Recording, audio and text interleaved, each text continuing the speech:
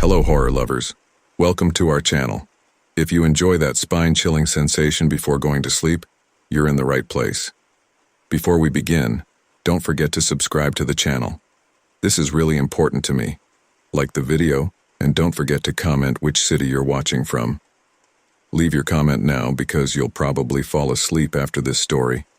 Your support helps us keep bringing the best horror stories. Now turn off the lights, lie down, and get ready for a night of nightmares. My hands trembled as I reached for the unmarked envelope on my desk. The office around me faded into a hazy backdrop, my entire focus consumed by this innocuous piece of paper that seemed to radiate an otherworldly energy. I couldn't shake the feeling that opening it would irrevocably alter the course of my life. With a deep breath, I slid my finger under the flap. The tearing sound unnaturally loud in the stillness of the room. As I pulled out the letter, my blood ran cold. The handwriting staring back at me was unmistakably my own. Every loop, every curve, a perfect match to the notes scattered across my desk. But I hadn't written this. I couldn't have. My eyes darted to the date at the top of the page, October 15th, 2025, a full year into the future. This can't be real, I muttered, my voice barely above a whisper. This has to be some kind of sick joke. But as I began to read, the world around me seemed to tilt on its axis. Tom, if you're reading this, then there's still hope. I know how impossible this must seem, but you have to believe me. I'm you, 1 year from now, and the fate of everything we hold dear hangs in the balance. Tomorrow morning, you're going to receive a call from Martin about the Horizon Project. He's going to ask you to push the timeline forward by 3 months. Whatever you do, you cannot agree to this. The consequences are... I can't even bring myself to describe them. Just know that the weight of countless lives rests on this decision. I know you have questions. I know you're scared and confused. But please, for the love of God, trust me. Trust yourself. Our future depends on it. Tom. I read the letter once, twice, 3 times, each pass sending fresh waves of dread coursing through my veins. My mind raced, grasping for any rational explanation but finding none. This isn't happening, I said aloud, as if speaking the words might make them true. Time travel isn't real. It can't be. But the evidence was right there in my hands, my own penmanship mocking my disbelief. I stumbled to my feet, pacing the length of my office as panic began to set in. Okay, Tom, think, I coached myself. If this is real, if this is actually from the future, what does it mean? The Horizon Project. It was one of the biggest deals of my career, a revolutionary green energy initiative that could transform the entire industry. We'd been working on it for months and everything was finally falling into place. And now this letter was telling me to potentially derail it all. My phone buzzed, startling me out of my spiraling thoughts. It was a text from Sarah, my fiancée. Hey babe, don't forget we have dinner with my parents tonight. Love you. I stared at the message, a wave of nausea washing over me. What horrors had my future self seen that made him risk everything, our career, our relationship, our very understanding of reality, to change the course of events? With shaking hands, I picked up my office phone and dialed my assistant's extension. Jessica, cancel all my meetings for the rest of the day. Something's come up. Is everything all right, Mr. Harrison? Her voice was laced with concern. I swallowed hard, trying to keep the tremor out of my voice. I'm not sure. I need some time to think. As I hung up, my eyes were drawn back to the letter on my desk. The weight of its implications pressed down on me, making it hard to breathe. If I chose to believe it, to act on its warning, I would be altering the course of my life based on nothing more than a cryptic message that, by all laws of nature, shouldn't even exist. But if I ignored it, the consequences my future self hinted at loomed like a shadow, dark and foreboding. I sank back into my chair, the letter clutched in my hand like a lifeline. As the afternoon sun began to fade, casting long shadows across my office, I sat there, paralyzed by indecision. The clock on my wall ticked steadily, each second bringing me closer to a tomorrow that suddenly seemed fraught with unseen dangers. "What have you seen?" I whispered to my future self, my words disappearing into the emptiness of the room. "What horrors are you trying to prevent?" Only silence answered, leaving me alone with the weight of a choice I never asked for and the terrifying knowledge that, come morning, a simple phone call could set in motion events that would reshape my entire world. As night fell, I remained at my desk, the letter a constant presence in my thoughts. Tomorrow would come, bringing with it Martin's call and a decision that could change everything, and I had no idea what I was going to do. I stared at the envelope on my desk, my heart pounding so hard I could feel it in my throat. The smooth cream-colored paper seemed to mock me with its innocence, but I knew better. I knew what lay inside would shatter my world. With trembling fingers, I reached for it, the sound of tearing paper unnaturally loud in the stillness of my office. As I pulled out the letter, my blood ran cold. The handwriting staring back at me was unmistakably my own. Every loop, every curve, a perfect match to the notes scattered across my desk. "This can't be happening," I whispered, my voice barely audible even to myself. My eyes darted to the date at the top, October 15th, 2025, 1 year into the future. The room seemed to tilt as I began to read. "Tom, if you're reading this, then there's still hope. I know how impossible this must seem, but you have to believe me. I'm you. 1 year from now, and the fate of everything we hold dear hangs in the balance. Tomorrow morning, you're going to receive a call from Martin about the Horizon Project. He's going to ask you to push the timeline forward by 3 months. Whatever you do, you cannot agree to this. The consequences are, I can't even bring myself to describe them. Just know that the weight of countless lives rests on this decision. I know you have questions, I know you're scared and confused, but please, for the love of God, trust me, trust yourself. Our future depends on it. Tom." I read the letter once, twice, 3 times, each pass sending fresh waves of dread coursing through my veins. My mind raced, grasping for any rational explanation but finding none. "This isn't real," I muttered, running a hand through my hair. "It can't be real. Time travel doesn't exist." But the evidence was right there in my hands, my own penmanship mocking my disbelief. I stumbled to my feet, pacing the length of my office as panic began to set in. The phone on my desk rang, shattering the silence and making me jump. With a shaking hand, I picked it up. "Tom Harrison," I answered, trying to keep my voice steady. "Tom, it's Jessica. Are you all right? You sound off." I swallowed hard. "I'm fine, Jessica. What is it?" "Mr. Callahan from HR wants to know if you've finished reviewing the new hiring policies. He needs them by end of day." The mundane request felt surreal in the face of what I'd just read. Tell him I'll have them to him by 5. "All right. Are you sure you're okay?" I forced a laugh that sounded hollow even to my own ears. "Just a bit stressed. Nothing to worry about." As I hung up, my eyes were drawn back to the letter, the Horizon Project. It was the biggest deal of my career, a revolutionary green energy initiative that could transform the entire industry. We'd been working on it for months, and everything was finally falling into place. And now, this letter was telling me to potentially derail it all. My cell phone buzzed, a text from Sarah, my fiancée. "Hey babe, don't forget we have dinner with my parents tonight. Love you." I stared at the message, a wave of nausea washing over me. What horrors had my future self seen that made him risk everything, our career, our relationship, our very understanding of reality, to change the course of events?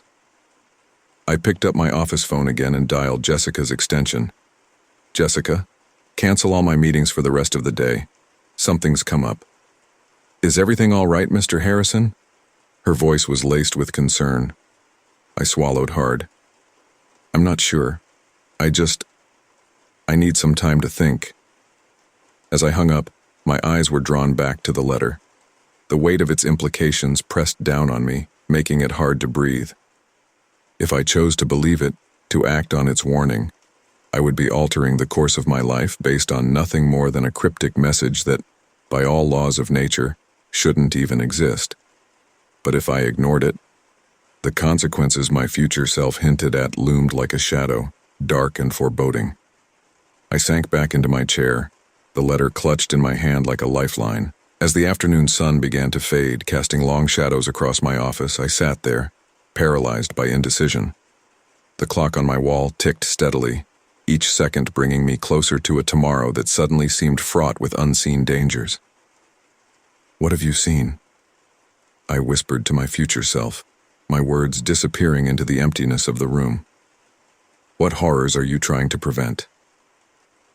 A knock at the door startled me out of my reverie. I hastily shoved the letter into my desk drawer as my colleague Mike poked his head in. "Hey Tom, you okay? Jessica said you weren't feeling well." I forced a smile. "Yeah, just a headache. Nothing serious." Mike nodded, but his eyes narrowed with concern. "If you say so. Listen, I wanted to run some numbers by you for the Horizon presentation tomorrow. Got a minute?" The mention of Horizon sent a jolt through me. "Actually, Mike, I'm not feeling up to it right now. Can we go over it in the morning?" "Sure, no problem. Get some rest, all right?" As the door closed behind him, I let out a shaky breath. The letter felt like a ticking time bomb in my drawer, its presence impossible to ignore. I pulled it out again, rereading the words I'd already committed to memory. The handwriting, the phrasing, the intimate knowledge of my life. It all pointed to an impossible truth. This was real. This was happening. As night fell, I remained at my desk, the letter a constant presence in my thoughts. Tomorrow would come, bringing with it Martin's call and a decision that could change everything, and I had no idea what I was going to do. The weight of countless lives, my future self had said. What could that mean? What catastrophe was lurking just around the corner, hinging on this one decision? As I finally gathered my things to leave, the letter safely tucked away in my briefcase, a chill ran down my spine. I couldn't shake the feeling that by opening that envelope, I'd set in motion events that would reshape my entire world. And there was no going back. Days passed, each one heavier than the last. The weight of the future pressed down on me, an invisible burden that grew with every tick of the clock. I found myself jumping at shadows, startling at every ring of my phone. The letter from my future self lay hidden in my desk drawer, but its presence permeated every aspect of my life. I sat in my office, staring blankly at the computer screen before me. The words of a report I should have been reading blurred into meaningless shapes. My mind, as it had been for days, was elsewhere. A knock at the door jolted me back to reality. "Come in," I called, trying to keep the tremor out of my voice. Sarah, my fiancée, poked her head in. Her smile faltered as she took in my haggard appearance. "Tom, are you okay? You look terrible." I forced a weak smile. "Just tired. This project is taking a lot out of me." She stepped into the office, concern etched on her face. "It's more than that. You've been different since last week. Distant. Distracted. What's going on?" For a moment I was tempted to tell her everything, to pull out the letter and share the impossible burden I'd been carrying. But how could I explain something I barely understood myself? "It's nothing," I lied, the words tasting bitter on my tongue. "Just stress. You know how important the Horizon project is." Sarah's eyes narrowed. She knew me too well to be fooled so easily. "Tom, we've been together for 5 years. I know when you're hiding something. Please, talk to me." I swallowed hard, guilt churning in my stomach. I can't. Not yet. I'm sorry, Sarah. I just need some time to figure things out." The hurt in her eyes was like a physical blow. "Okay," she said softly. "When you're ready to talk, I'm here." She turned to leave, pausing at the door. "I love you, Tom. Remember that." As the door closed behind her, I slumped in my chair, overwhelmed by a wave of despair. The letter had warned of terrible consequences, but it hadn't mentioned this, the slow poison of secrets eating away at the foundations of my life. I pulled open the drawer, retrieving the now crumpled envelope. The paper felt heavier than it should, as if weighed down by the fate it portended. I read it again, for what must have been the 100th time, searching for some hidden clue, some reassurance that I was doing the right thing. But doubt gnawed at me. What if it was all an elaborate hoax? What if I was throwing away everything, my career, my relationship, based on nothing more than a clever forgery? "You're losing it, Tom," I muttered to myself. "Time travel isn't real. You're sabotaging your life over a piece of paper." And yet, the handwriting was mine, down to the smallest detail. The knowledge it contained, about the call from Martin, about the Horizon Project, was too specific, too accurate to be a lucky guess. I picked up my phone, my finger hovering over Martin's number. One call could end this. I could agree to push the timeline forward, set events in motion as they were supposed to happen. I could pretend I'd never received the letter, never glimpsed a future too terrible to comprehend. But as I stared at the screen, my hand began to shake. The weight of countless lives, the letter had said. How could I ignore that?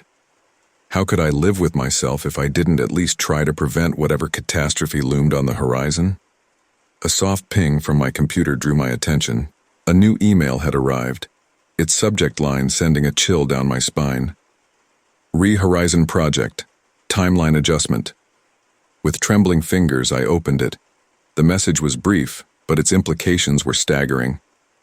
"Tom, following up on our call. Need your go-ahead on pushing the Horizon timeline forward by 3 months. Significant advantages if we can make it happen. Let me know ASAP. Martin." My breath caught in my throat. This was it, the moment my future self had warned about. The decision that could change everything. I stared at the screen, paralyzed by indecision. On one side, the rational part of my brain screamed that this was madness, that I was about to throw away the opportunity of a lifetime based on an impossible letter. On the other, a growing sense of dread whispered that ignoring the warning could lead to unimaginable consequences. What if I'm wrong? I whispered to the empty room. What if I make the wrong choice? The silence that answered was deafening. I realized, with a sinking feeling, that there was no right choice.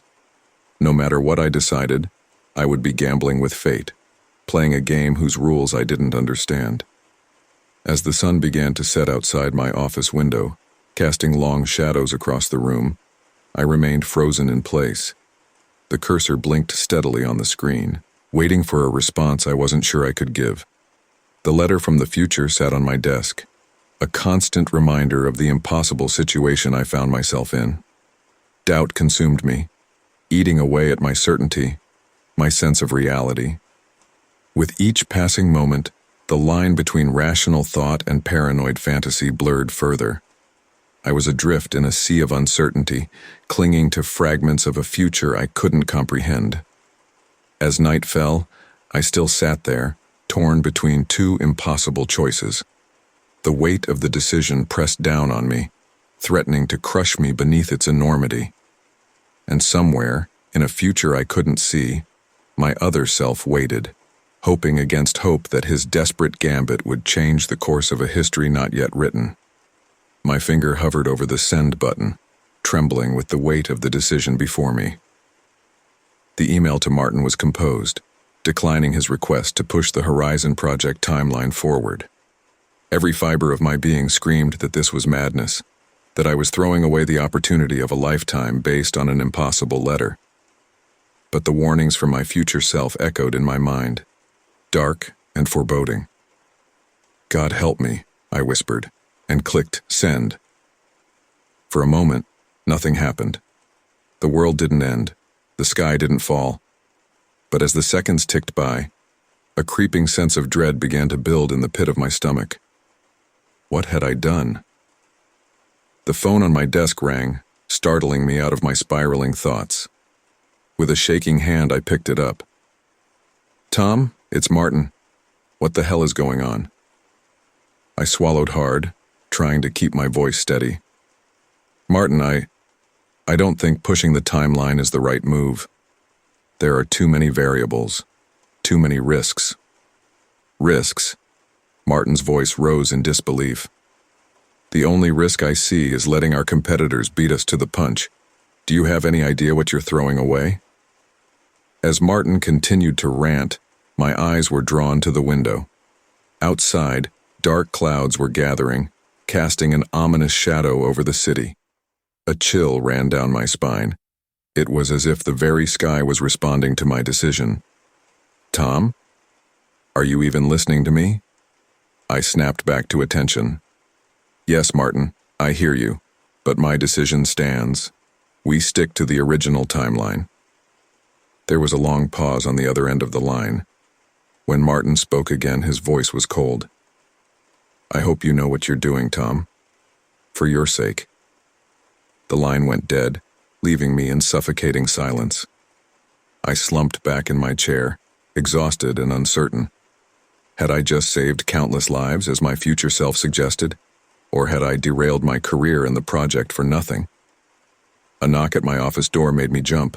Sarah entered, her face a mask of concern. Tom, what's wrong? I just ran into Martin in the hallway and he looked furious. I opened my mouth to lie, to brush it off as nothing, but the words stuck in my throat. I was tired of secrets, tired of carrying this burden alone. Sarah, I've done something I'm not sure I can explain.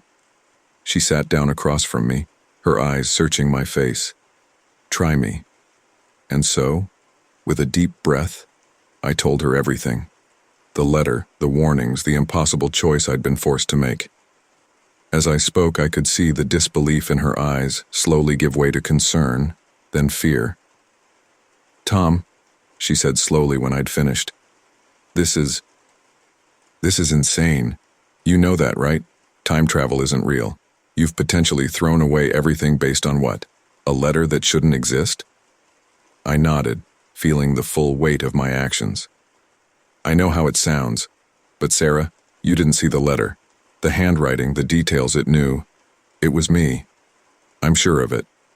Sarah stood up, pacing the length of my office. Okay, let's say for a moment that this is real, that you really did get a letter from the future. What now? What happens next? I shook my head, feeling lost. I don't know. The letter only mentioned this one decision. I have no idea what comes next. As if in answer to my words, a low rumble of thunder shook the building. We both turned to the window, watching as rain began to lash against the glass. That storm came out of nowhere, Sarah murmured. I couldn't shake the feeling that it was more than just a coincidence, that somehow my decision had set something in motion, something beyond my understanding. My computer chimed, signaling a new email. With a sense of foreboding, I opened it. It was from the CEO.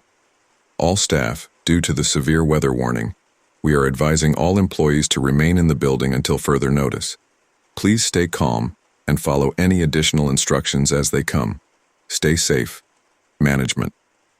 Sarah and I exchanged worried glances. Tom, she said softly, what have you done? I stared out at the darkening sky, watching as lightning split the clouds. The city below seemed to cower under the onslaught of the sudden storm. And in that moment, I knew with chilling certainty that this was only the beginning.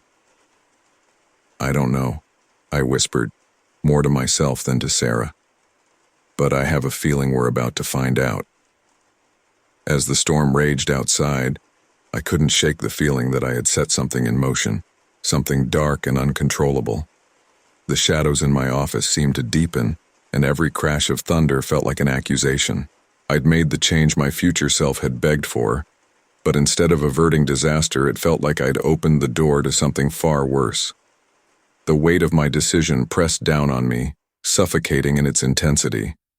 Sarah's hand found mine, squeezing it tightly. Whatever happens, she said, her voice barely audible over the howling wind, we'll face it together. I nodded, grateful for her presence, even as guilt gnawed at me for dragging her into this nightmare. As we stood there, watching the storm transform the familiar cityscape into something alien and threatening, I couldn't help but wonder, was this the consequence my future self had tried to prevent? Or was it merely the first ripple in a tidal wave of change that was yet to come? The future, once a realm of possibility and promise, now loomed before us, dark and foreboding. And I, Tom Harrison, stood at the precipice, the architect of a change I couldn't begin to comprehend. The days following my fateful decision blurred together in a haze of mounting dread. Each morning, I awoke to a world slightly askew, as if reality itself was slowly unraveling at the seams. The initial storm had passed, but its aftermath lingered like a malevolent shadow over the city. I sat at my desk, staring at the latest report with growing horror. The Horizon Project, once our crowning achievement, was spiraling into chaos. Supply chain disruptions, inexplicable equipment failures, key personnel suddenly falling ill. It was as if the universe itself was conspiring against us. A knock at my door jolted me from my thoughts. "Come in," I called, trying to keep the tremor out of my voice.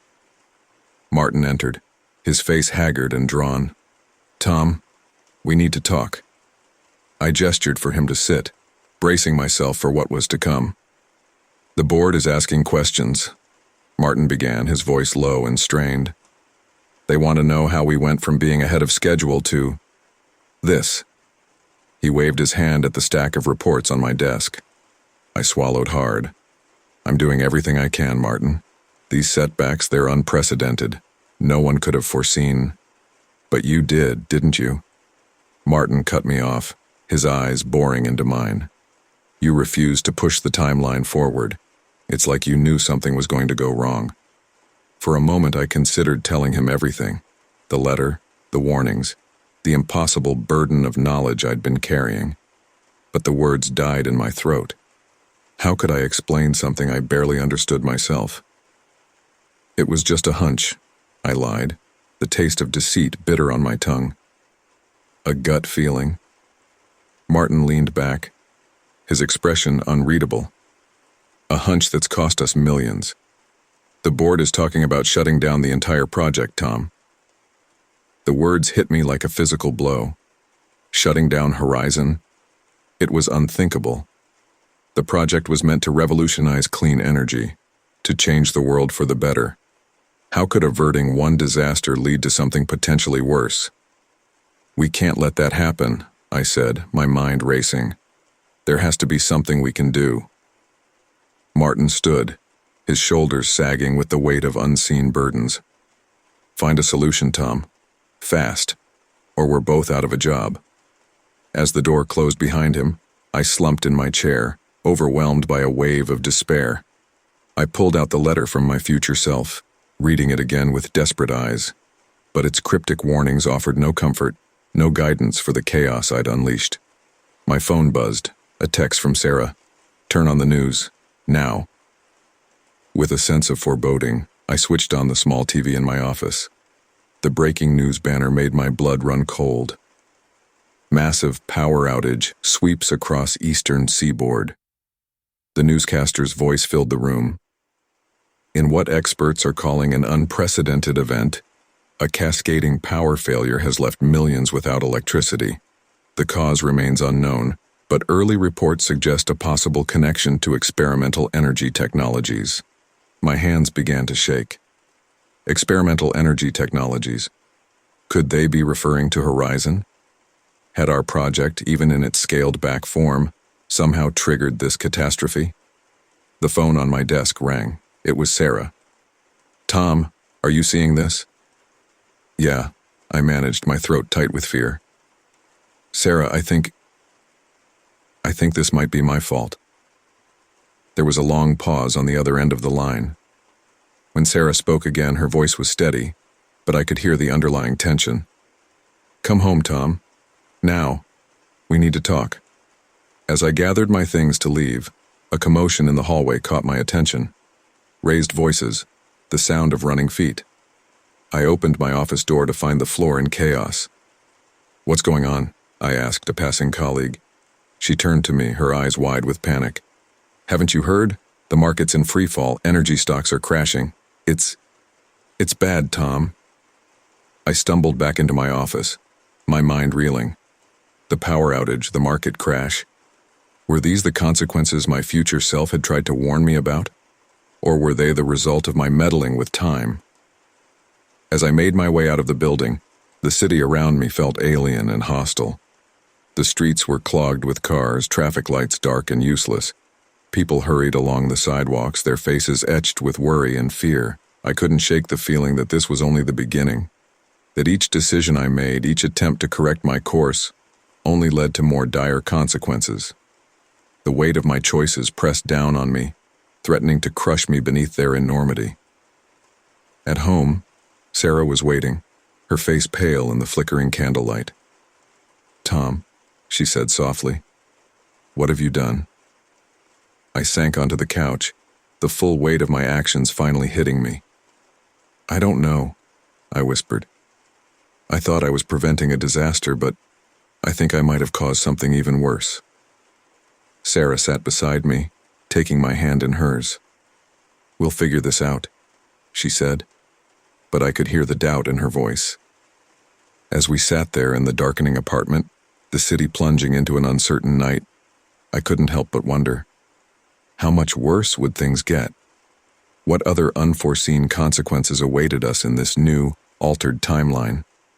The future I'd tried to change now loomed before us, darker and more terrifying than ever. And I, Tom Harrison, was left to grapple with the escalating consequences of a choice I could neither undo nor fully understand. The days blurred into weeks, each one bringing fresh horrors that seemed to spiral out of my control. The power outage had been just the beginning. As I sat in my dimly lit living room, the TV flickering with yet another emergency broadcast, I could feel the tendrils of paranoia wrapping around my mind, squeezing tighter with each passing moment. "This is not a test," the grim-faced newscaster announced. "The president has declared a state of emergency in all 50 states. Citizens are advised to stay in their homes and conserve resources. The cause of the ongoing crises remains under investigation." I muted the TV, unable to bear another moment of the relentless stream of bad news. The room felt oppressive, the shadows in the corners seeming to writhe and reach out towards me. Every creak of the building, every distant siren, sent my heart racing. Was this the world I had created with my meddling? Sarah entered the room, her face drawn and pale in the flickering light. "Any change?" she asked, though we both knew the answer. I shook my head, unable to meet her eyes. The weight of guilt pressed down on me, making it hard to breathe. "It's getting worse," I muttered. "The markets are in free fall. Riots are breaking out in major cities, and now there are reports of some kind of new virus spreading through the population." Sarah sank onto the couch beside me, her body tense. "Tom, we can't go on like this. You need to tell someone what's happening. Maybe if they knew about the letter, about your warning from the future, they could—" "No." The word came out harsher than I intended, fueled by a surge of panic. "We can't tell anyone. They'd think we were crazy. Or worse, they'd believe us, and then—" I trailed off, the possibilities too terrifying to voice. Sarah's eyes narrowed. "And then what, Tom? What aren't you telling me?" I swallowed hard, the paranoia that had been building for weeks finally spilling over. What if they blame us for all of this? What if they think we somehow caused it all, we'd be locked up or worse? "You're being paranoid," Sarah said, but I could hear the doubt in her voice. "Am I?" I stood up, pacing the room as the words tumbled out. "Think about it, Sarah. The letter came to me. I made the decision that set all of this in motion. Every disaster, every crisis. It all traces back to that moment. To me." Sarah opened her mouth to respond, but was cut off by a sharp knock at the door. We both froze, exchanging panicked glances. "Mr. Harrison?" A muffled voice called from the hallway. "This is Agent Collins with the FBI. We need to speak with you." My blood ran cold. This was it. My worst fears realized. They knew. Somehow they had found out about the letter, about my impossible knowledge of the future. Sarah gripped my arm, her eyes wide with fear. "Tom, what do we do?" For a moment I was paralyzed with indecision. Then, operating on pure instinct, I grabbed Sarah's hand and pulled her towards the bedroom. "The fire escape," I hissed. "We need to go. Now." "Open up, Mr. Harrison," the voice called again, more insistent this time. "We just want to talk." Heart pounding, I shoved some clothes and essentials into a backpack while Sarah gathered our important documents. The knocking at the door grew louder, more aggressive. "They're going to break it down," Sarah whispered, her voice trembling. I nodded, trying to project a calm I didn't feel. "We'll be gone before they do. Come on." We slipped out onto the fire escape just as we heard the splintering of wood. The cool night air hit us like a slap, momentarily disorienting after the stuffy confines of our apartment. Below us, the city sprawled out, a maze of dark streets and flickering lights. "Where are we going?" Sarah asked as we clambered down the metal stairs. I shook my head, realizing I had no plan beyond escape. "I don't know. We just need to get away from here. We'll figure it out as we go." As our feet hit the pavement of the alley behind our building, I heard shouts from above. They had discovered our escape. "Run!" I yelled, gripping Sarah's hand tightly as we sprinted into the night. The city had become an alien landscape, transformed by the cascading crises of the past weeks. Streets that should have been busy were eerily empty, while others were clogged with abandoned vehicles. The few people we encountered hurried past with their heads down, avoiding eye contact. We ran until our lungs burned, ducking into side streets and alleyways, constantly looking over our shoulders for pursuit. Finally, gasping for breath, we ducked into the shadow of a derelict building. "I think we lost them," I panted, peering out at the empty street. Sarah leaned against the wall, her face pale and drawn in the dim light. "Tom, what's happening? Why is the FBI after you?" I ran a hand through my hair, my mind racing. "I don't know. Maybe they figured out about the letter somehow. Or maybe..." A chilling thought struck me. What if my future self didn't just send a letter to me? What if there are others out there, other versions of people trying to change the timeline? Sarah's eyes widened. "You think this could be happening to other people too?" I nodded slowly. It would explain why everything's falling apart so quickly. It's not just my changes affecting things, it's multiple people, all trying to alter the future in different ways. The implications were staggering. If I was right, the very fabric of reality could be unraveling around us. A distant siren jolted us from our thoughts. "We need to keep moving," I said, peering out at the street again. "It's not safe to stay in one place for too long." As we made our way through the darkened city, every shadow seemed to hold a potential threat. Was that man across the street watching us a little too intently? Did that car slow down as it passed by? The paranoia that had been building for weeks now consumed my every thought. We found temporary shelter in an abandoned subway station, huddled in a maintenance alcove away from prying eyes. The distant rumble of trains had long since fallen silent, leaving only the eerie echo of dripping water. "What's our plan?" Sarah asked, her voice barely above a whisper. "We can't run forever." I closed my eyes, trying to think through the fog of fear and exhaustion. "We need to find others," I said finally. "If I'm right about there being other people affected by future warnings, we need to connect with them. Maybe together we can figure out how to fix this." Sarah nodded slowly. "But how do we find them? And how can we trust anyone when we don't know who might be after us?" Her words sent a fresh wave of paranoia washing over me. She was right. In this new world we'd stumbled into, anyone could be a potential threat. The kindly old woman offering help could be an undercover agent. The friendly stranger warning us of danger ahead could be leading us into a trap. "We'll have to be careful," I said, trying to sound more confident than I felt. "Trust our instincts." Look for signs that others might have knowledge they shouldn't. As if on cue, a scrap of newspaper blew into our alcove. Sarah picked it up, her brow furrowing as she read. "Tom, look at this." The headline made my blood run cold. "Time terrorists sought in global crisis." The article was fragmented, but what I could read sent chills down my spine. Authorities believe a network of individuals with impossible knowledge of future events may be responsible for the cascading global crises. Citizens are urged to report any suspicious behavior or claims of foreknowledge. Rewards offered for information leading to the apprehension of these time terrorists. I crumpled the paper in my fist, a mix of fear and anger surging through me. "Time terrorists," I spat. "Is that what they're calling us? We were trying to prevent disasters, not cause them." Sarah placed a calming hand on my arm. "This changes things, Tom. We're not just running from the FBI now. It looks like the whole world is hunting for people like you." The weight of our situation pressed down on me, threatening to crush my spirit entirely. We were fugitives, branded as terrorists for crimes we hadn't meant to commit. Every face in the crowd could be an enemy, every offered hand of help a potential trap. "We need to get out of the city," I said, my mind racing through possibilities. "Somewhere remote, where we can lay low and try to make sense of all this. Maybe find others like us."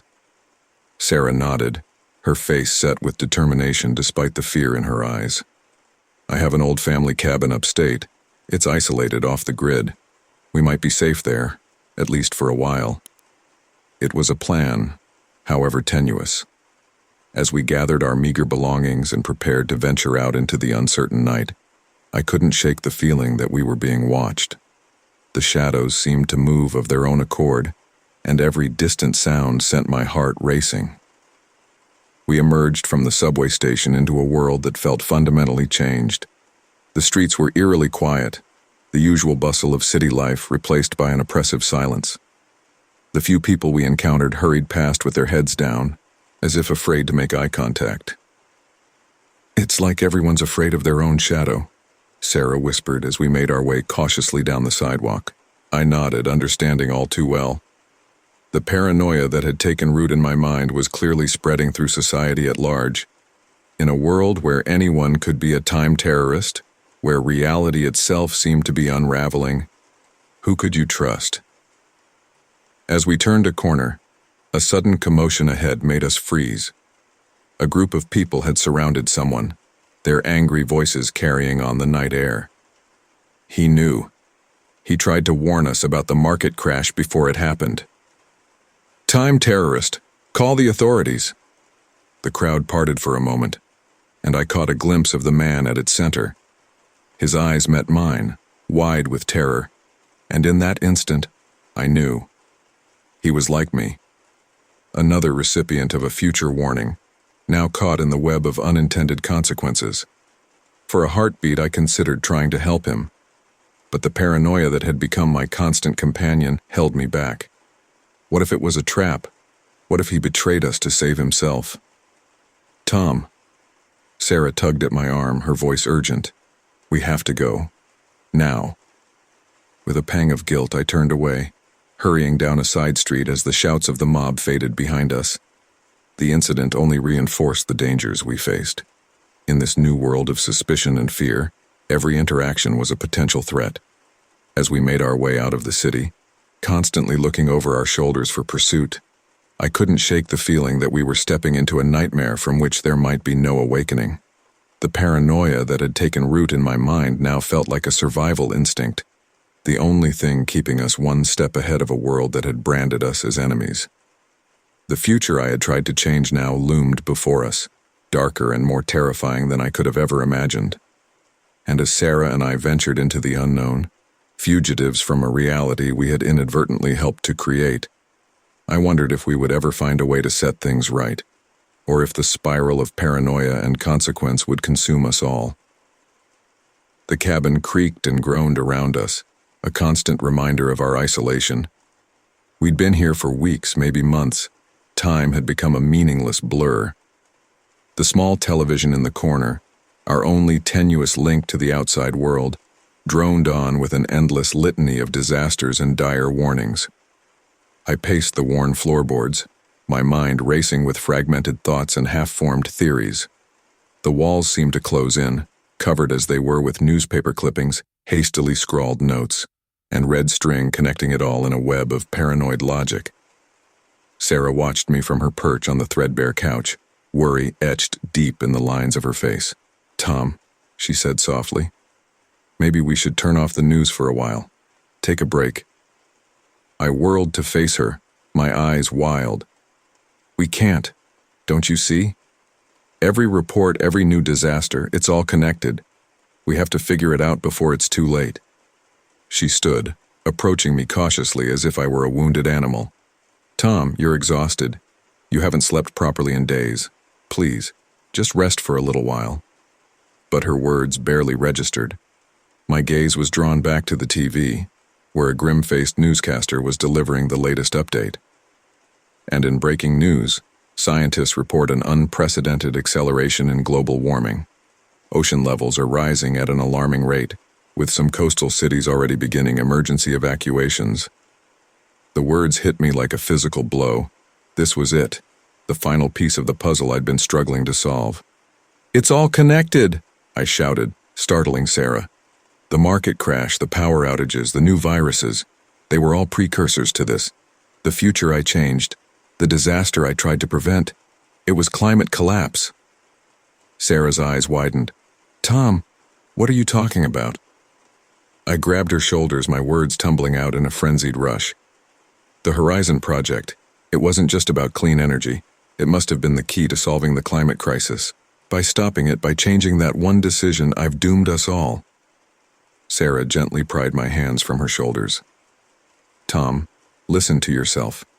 You couldn't have caused all this. It's not possible." But I was beyond reason. The weight of my perceived guilt, the crushing responsibility of knowing I had inadvertently set these events in motion, finally broke through the last barriers of my sanity. "You don't understand," I screamed, my voice raw with emotion. "I did this. Me. And now I have to fix it." I stormed over to the makeshift investigation board, tearing down papers and photos. There has to be a way. Another letter, another warning. Something I missed. Sarah approached slowly, her voice calm but trembling. "Tom, please. You're scaring me. Let's just sit down and talk about this rationally." But rationality had long since abandoned me. In my mind, every shadow held a clue. Every random event was part of a vast, incomprehensible plan. The cabin walls seemed to pulse and breathe, closing in around me. "No," I shouted, backing away from Sarah. "You're one of them, aren't you? Sent to stop me from fixing this." Hurt and fear flashed across Sarah's face. "Tom, it's me. You know me. I'm here to help you." But in my paranoid state, her words only fueled my suspicions. I fumbled for the gun we'd bought for protection, my hands shaking as I pointed it at the woman I loved. "Stay back," I warned, my voice cracking. "I won't let you stop me. I have to make this right." Sarah raised her hands, tears streaming down her face. "Tom, please, this isn't you. Put the gun down and let's talk about this." For a moment, a flicker of clarity broke through the haze of my madness. What was I doing? This was Sarah, my rock, my partner through all of this insanity.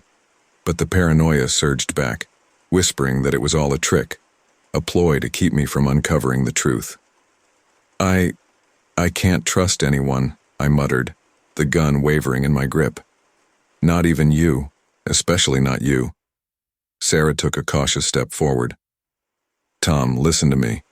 Whatever you think is happening, whatever guilt you're carrying, it's not real. You haven't doomed the world. You're a good man who's been through something impossible." Her words pierced through the fog of my delusions, touching something deep within me. The gun clattered to the floor as I collapsed to my knees, great, heaving sobs racking my body. Sarah was there in an instant, her arms wrapping around me, holding me as I shattered. "It's okay," she whispered, rocking me gently. "It's okay. We're going to get through this. As the storm of emotion passed, leaving me drained and hollow, I clung to Sarah like a lifeline. "I'm sorry," I choked out. "I'm so sorry. I don't know what's happening to me." She stroked my hair, her voice soothing. "I know, love, I know. But we're going to figure this out together, okay? No more secrets, no more trying to shoulder this alone." As my breathing steadied, I looked up at Sarah, really seeing her for the first time in what felt like ages. The love and concern in her eyes grounded me, pulling me back from the brink of total madness. I said hesitantly, "I think I need help. Professional help." Sarah nodded, relief flooding her features. "Yes, I think that's a good idea. We'll find someone discreet, someone who can help you process everything that's happened." As we sat there on the cabin floor, holding each other in the fading light of day, I felt a shift within me. The paralyzing weight of guilt and responsibility began to lift, replaced by a tentative hope. "What if—" I began, my voice barely above a whisper. "What if we've been looking at this all wrong? What if the letter, the changes, what if they weren't meant to prevent a disaster but to prepare us for one?" Sarah pulled back slightly, her brow furrowed in thought. "What do you mean?" I struggled to put my nascent idea into words. "Think about it. Every decision I made based on that letter, every change bar, they've all pushed us to be more resilient, more prepared. The Horizon Project delay forced us to develop alternative energy solutions faster. The market crash exposed vulnerabilities in the global economy that are now being addressed. As I spoke, the idea grew clearer, more concrete. What if my future self wasn't trying to prevent these crises, but to ensure we were ready to face them? To give us a fighting chance? Sarah considered this, a spark of hope lighting her eyes. That actually makes a lot of sense. It would explain why things seemed to get worse at first. We were being inoculated against even greater disasters. For the first time in months, I felt a genuine smile tugging at my lips. We've been so focused on trying to stop these events that we missed the bigger picture. Maybe we're exactly where we need to be. Sarah squeezed my hand. So what do we do now? I took a deep breath, feeling clearer and more focused than I had in a long time. First, we get help. I need to deal with all of this. I gestured vaguely at my head. Then, we start reaching out, carefully. There must be others out there like us, people who received warnings and are trying to make sense of it all. And if we find them, Sarah asked, then we pool our knowledge, our experiences. If my theory is right, if all of this is preparation for something bigger, we need to be ready. Not to prevent it, but to face it head on. As night fell outside the cabin, Sarah and I began to plan. We would leave this place of isolation and paranoia, stepping back into a world that was changing rapidly. But this time, we would face it together, with a new understanding of our role in the unfolding tapestry of time. The breaking point I had reached wasn't an end, but a beginning. The paranoia and guilt that had consumed me were burning away, leaving behind a tempered resolve.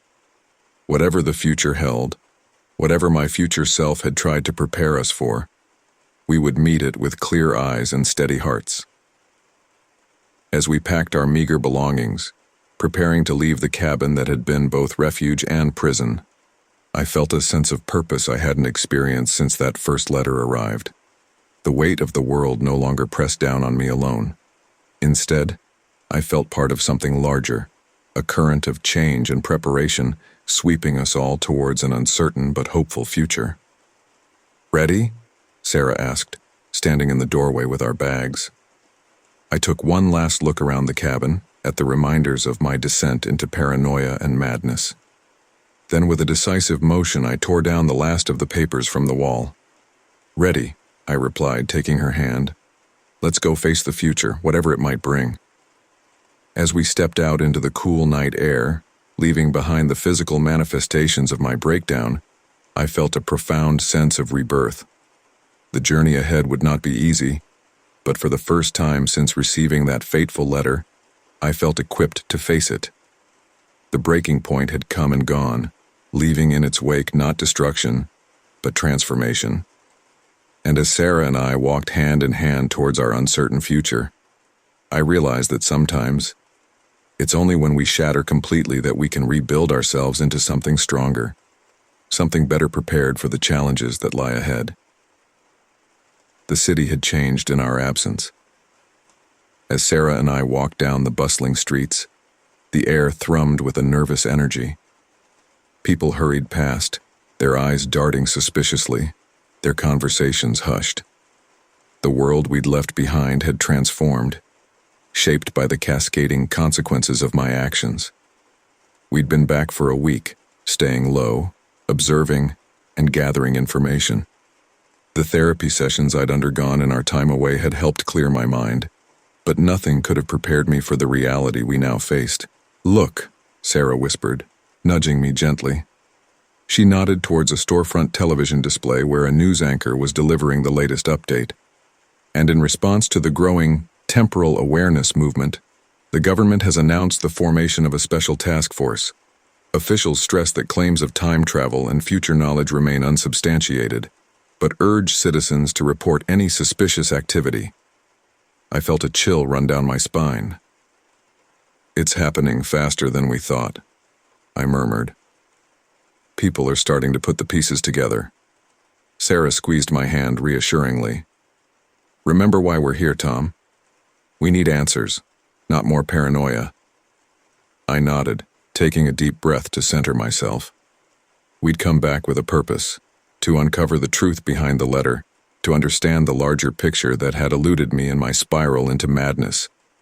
Our destination loomed ahead, the imposing glass and steel structure of Horizon Industries, the company that had once been at the forefront of clean energy development, the project I'd derailed with my fateful decision. "Are you sure about this?" Sarah asked as we approached the entrance. I steeled myself, adjusting the fake employee badge we'd procured. "It's our best chance at finding answers. If there's any record of what the project was really about, it'll be here." We made our way through security, hearts pounding, and took the elevator to the RD floor. The office was a hive of activity, researchers and engineers hurrying about with an air of barely contained panic. I led Sarah to an empty workstation, quickly logging in with the credentials we'd obtained. "Keep watch," I whispered as my fingers flew over the keyboard, searching for any information on the original Horizon project. Minutes ticked by, each one an eternity as I dug deeper into the company's files. And then, buried beneath layers of security protocols, I found it.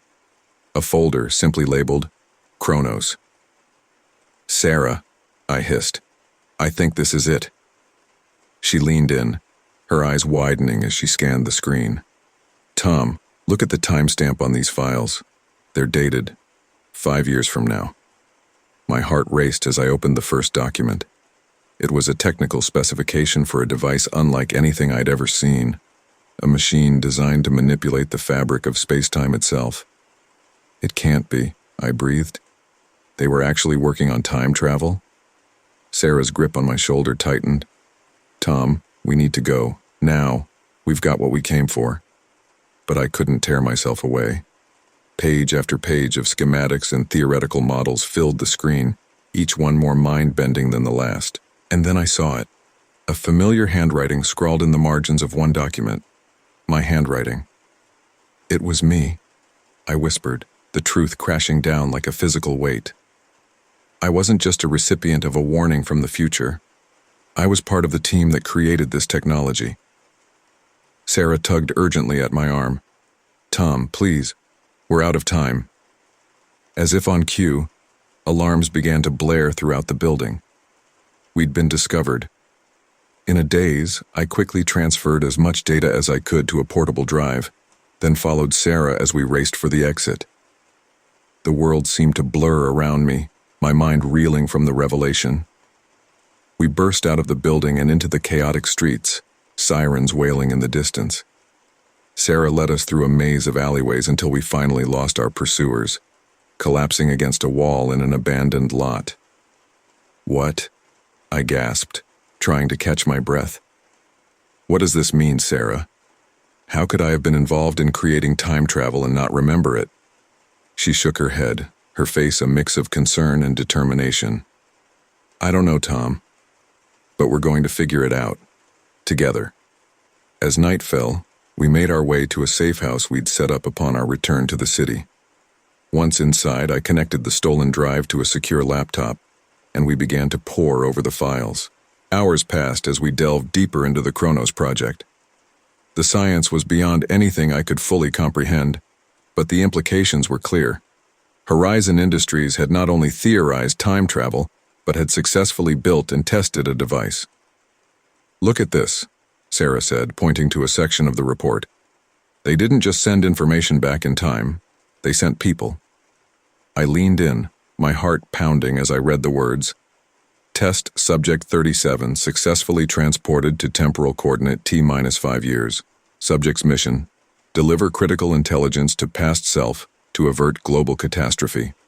Warning: temporal paradox risk extreme. Test Subject 37, I murmured. That's me, isn't it? Sarah nodded slowly. It explains everything. The letter, your insider knowledge, the gaps in your memory. You didn't just receive a warning from the future, Tom. You were the one who delivered it. The room seemed to spin around me as the full weight of the truth settled in. But why can't I remember? And if I was trying to prevent a catastrophe, why did everything seem to get worse? Sarah's brow furrowed in concentration. Maybe the act of time travel itself affects memory, and as for the consequences... She paused, a new light of understanding dawning in her eyes.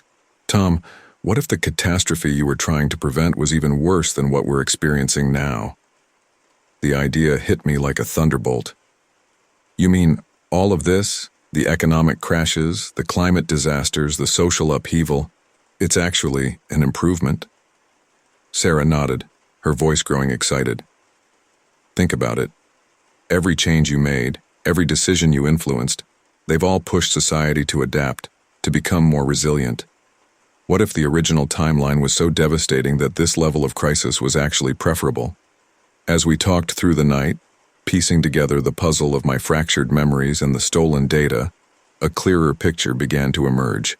The Kronos project had been humanity's last-ditch effort to save itself from an apocalyptic future. By sending operatives back in time, including me, they hoped to make subtle changes that would alter the course of history. But something went wrong, didn't it? I mused, rubbing my temples as a headache began to form. The changes weren't subtle enough. They drew attention, created this temporal awareness movement. Sarah leaned back, her eyes distant. Maybe that was part of the plan all along. To prepare humanity for the truth. To make us ready to face whatever's coming. As dawn broke, casting a pale light through the safe house windows, we sat in silence, the weight of our discoveries settling over us. So what do we do now? Sarah finally asked, her voice barely above a whisper. I stood, walking to the window and looking out at the awakening city. Despite everything, despite the chaos and uncertainty, I felt a newfound sense of purpose. We find the others, I said, turning back to Sarah, the other temporal operatives. They must be out there, working towards the same goal. We pool our knowledge, our resources, and we prepare. Sarah nodded, a small smile tugging at her lips. Prepare for what? I took a deep breath, squaring my shoulders. For whatever future we're trying to create. The one that's better than the apocalypse we averted, but maybe not as smooth a transition as we'd hoped. We've uncovered the truth, Sarah. Now it's time to shape it. As we began to plan our next moves, I couldn't help but feel a mix of trepidation and excitement. The truth we'd uncovered was more complex, more mind-bending than I could have ever imagined. But with it came a clarity of purpose, an understanding of my role in this grand temporal tapestry. We were no longer just recipients of a warning from the future. We were active participants in shaping that future, armed with knowledge that spanned time itself. The road ahead would be fraught with dangers, from those who would misuse this knowledge, from the unintended consequences of our actions, and from the looming threat of whatever catastrophe we were still working to prevent. But as I looked at Sarah, saw the determination in her eyes that matched my own, I knew we were ready to face whatever came next. We had uncovered the truth, peeled back the layers of time and causality to reveal our place in it all. Now, it was time to write the next chapter, not just of our lives, but of human history itself. The truth, as overwhelming and terrifying as it was, had set us free. And with that freedom came the responsibility to use our knowledge wisely, to guide humanity towards a future that, while uncertain, held the promise of survival and hope. As we left the safe house, stepping out into a world that pulsed with the energy of impending change, I felt a sense of resolve unlike anything I'd experienced before. We had uncovered the truth. Now it was time to live it. The realization hit me like a physical blow, sending me staggering back against the wall of our makeshift command center. Sarah rushed to my side, her face etched with concern. "Tom, what is it? What's wrong?" I stared at her, my mind reeling as the pieces suddenly, horrifyingly, fell into place. "It's a loop," I whispered, my voice barely audible. "We're trapped in a time loop," Sarah's brow furrowed. "What do you mean? How can you be sure?" I stumbled to the large corkboard that dominated one wall of the room, covered in a web of strings connecting newspaper clippings, photographs, and hastily scribbled notes. With trembling hands, I began to rearrange the pieces, my voice growing stronger as I explained. "Look at the pattern," I said, gesturing wildly. "Every decision we've made, every change we've implemented based on the future knowledge, it's all led us right back to where we started. We're not preventing a disaster. We're causing it. Over and over again." Sarah approached the board, her eyes widening as she followed my frenzied logic. "But how is that possible? The letter, the warnings, they were meant to help us avoid catastrophe." I shook my head, a bitter laugh escaping my lips. "That's just it. We thought we were changing the future, but we were actually ensuring it happened. Every action we've taken has been a step towards creating the very future we were trying to prevent." As the truth of our situation sank in, I felt a wave of despair threatening to overwhelm me. We'd spent months, years even, fighting against what we thought was an impending doom. We'd made difficult choices, sacrificed so much, all in the name of averting a catastrophe, and now, to realize that our efforts were not only futile but actively contributing to the problem, it was almost too much to bear. Sarah placed a comforting hand on my shoulder. "Okay, let's think this through logically. If we're in a time loop, there has to be a way to break it, right? There must be a key decision, a pivotal moment we can change." I nodded slowly, forcing myself to focus. "You're right. We need to go back through everything, identify the critical points in the timeline." For hours we pored over our collected data, tracing the convoluted path that had led us to this moment. As the sun set and rose again, casting long shadows across our work, a clearer picture began to emerge. "There," I said, pointing to a node in our timeline. "The Horizon Project. It's the linchpin of everything. In every iteration, either its success or failure sets off the chain of events that leads to catastrophe." Sarah leaned in, studying the interconnected events. "But we've tried both, haven't we? We've pushed it forward and held it back. What haven't we tried?" I ran a hand through my hair, frustration mounting. "I don't know. It feels like we've explored every possible variation." Just then, a sharp knock at the door made us both jump. We exchanged wary glances. Few people knew the location of our hideout. Sarah moved silently to the security monitor while I positioned myself behind the door, ready for anything. The face on the screen made my blood run cold.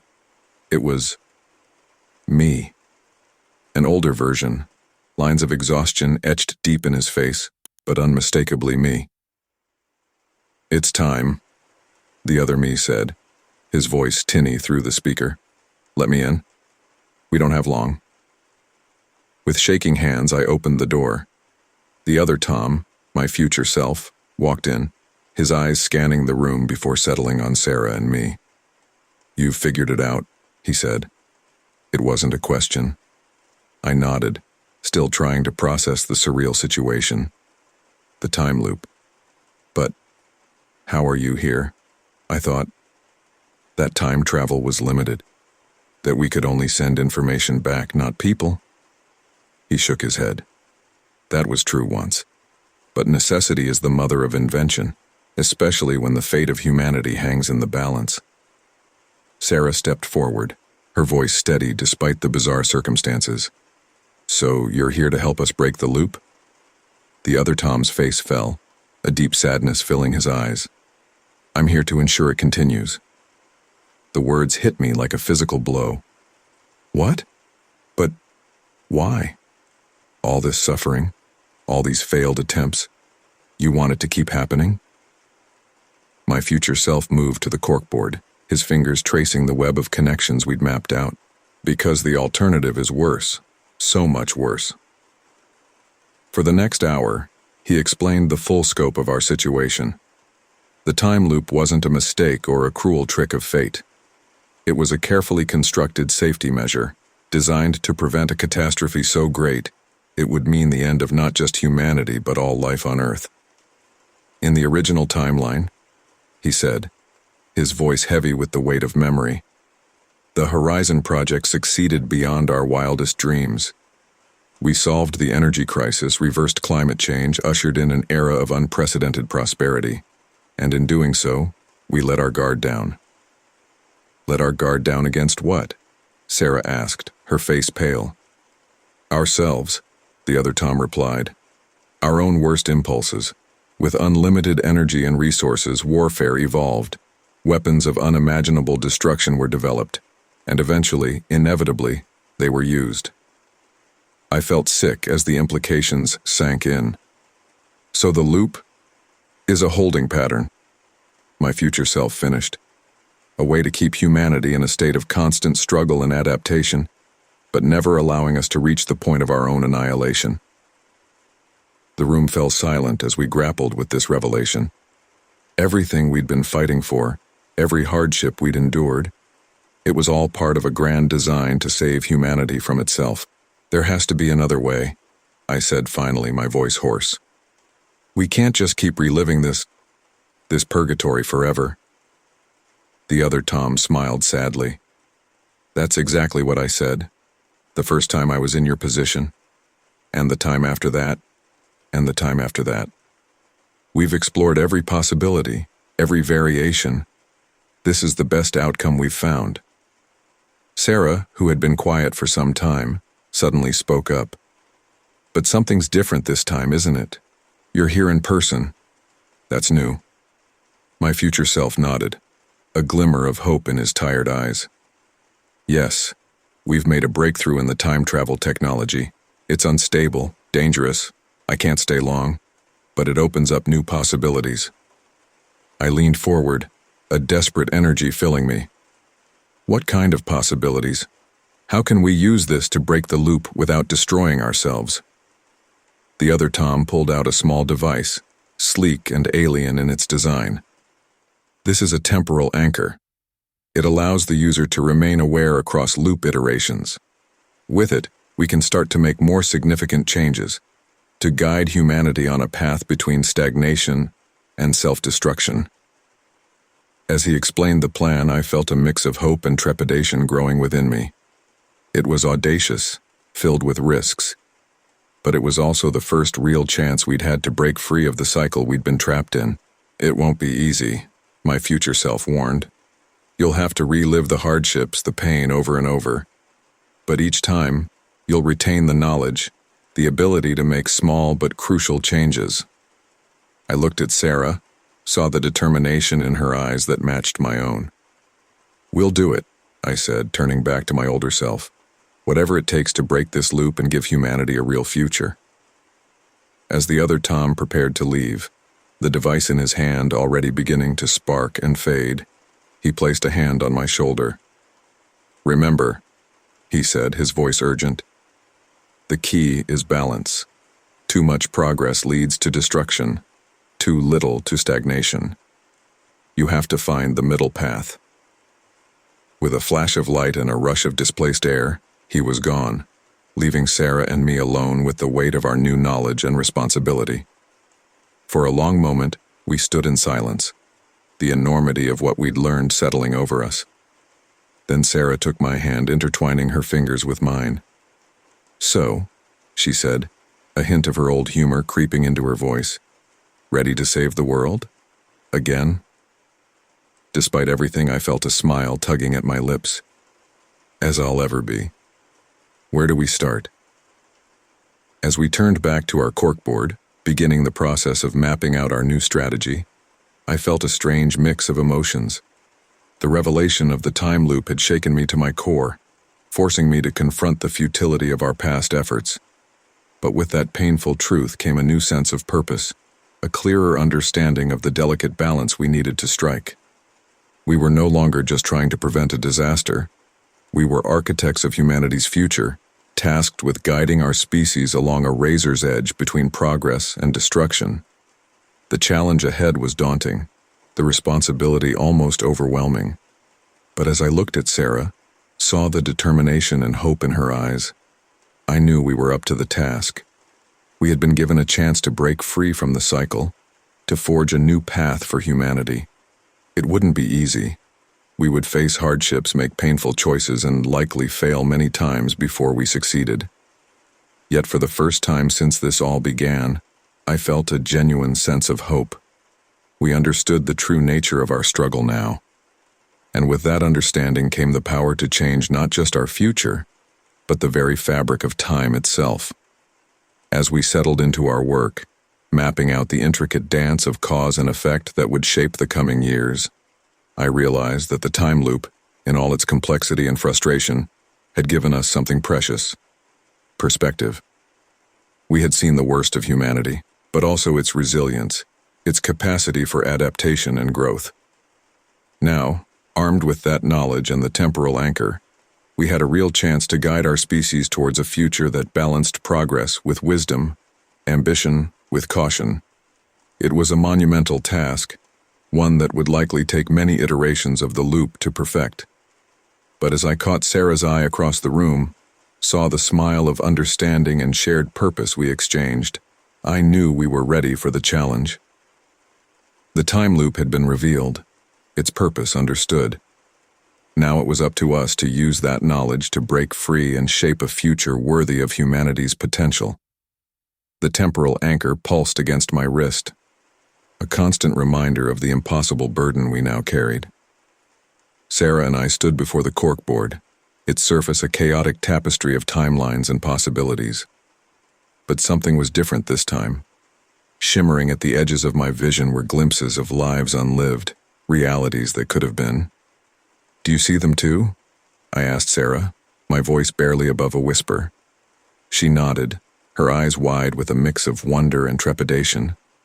"It's like echoes, shadows of other worlds." "Tom, what's happening to us?" I swallowed hard, trying to make sense of the kaleidoscope of images flooding my mind. I think the temporal anchor is showing us alternate realities, the paths we didn't take, the lives we could have lived." As if triggered by my words, the world around us seemed to ripple and shift. Suddenly, we were no longer in our makeshift command center, but standing in a sun-drenched kitchen.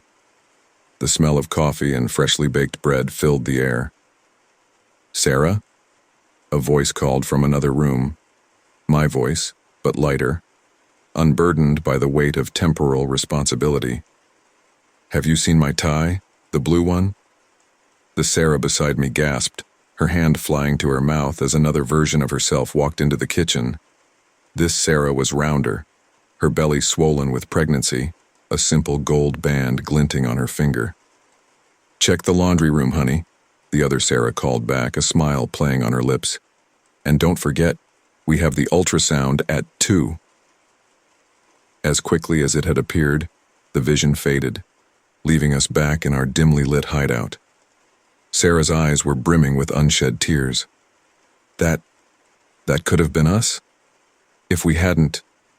I nodded, my throat tight with emotion. If we hadn't received the warning. If we'd never learned about the time loop.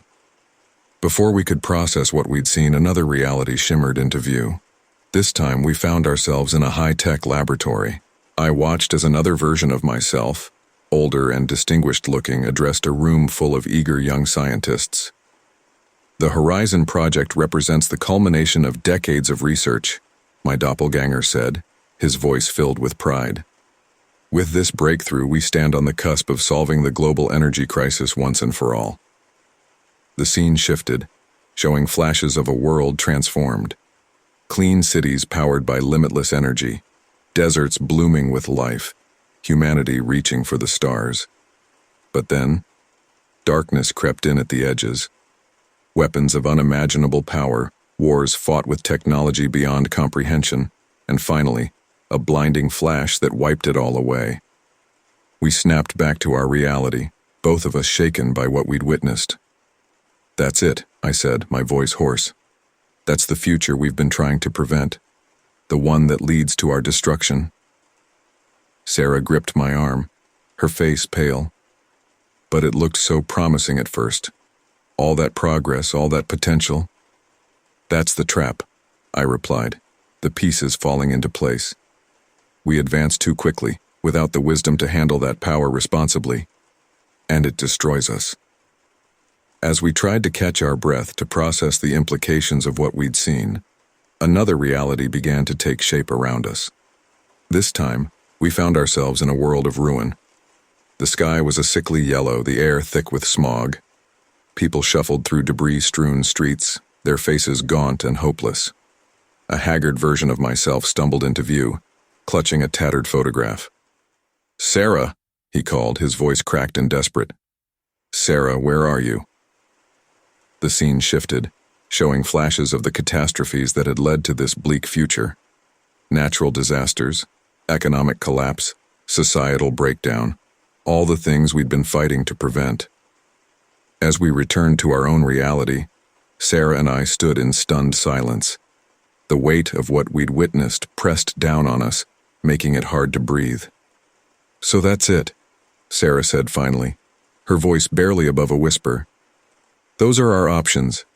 Ignorant bliss, progress leading to destruction, or this." She gestured around at our current reality, with all its challenges and uncertainties. I nodded, my mind racing to make sense of it all. But there has to be another way, a path between these extremes. As if in response to my words, the temporal anchor pulsed again, and we found ourselves whisked away to yet another reality. This one felt different, balanced. We stood on a green hilltop overlooking a city that seemed to blend seamlessly with the natural world around it.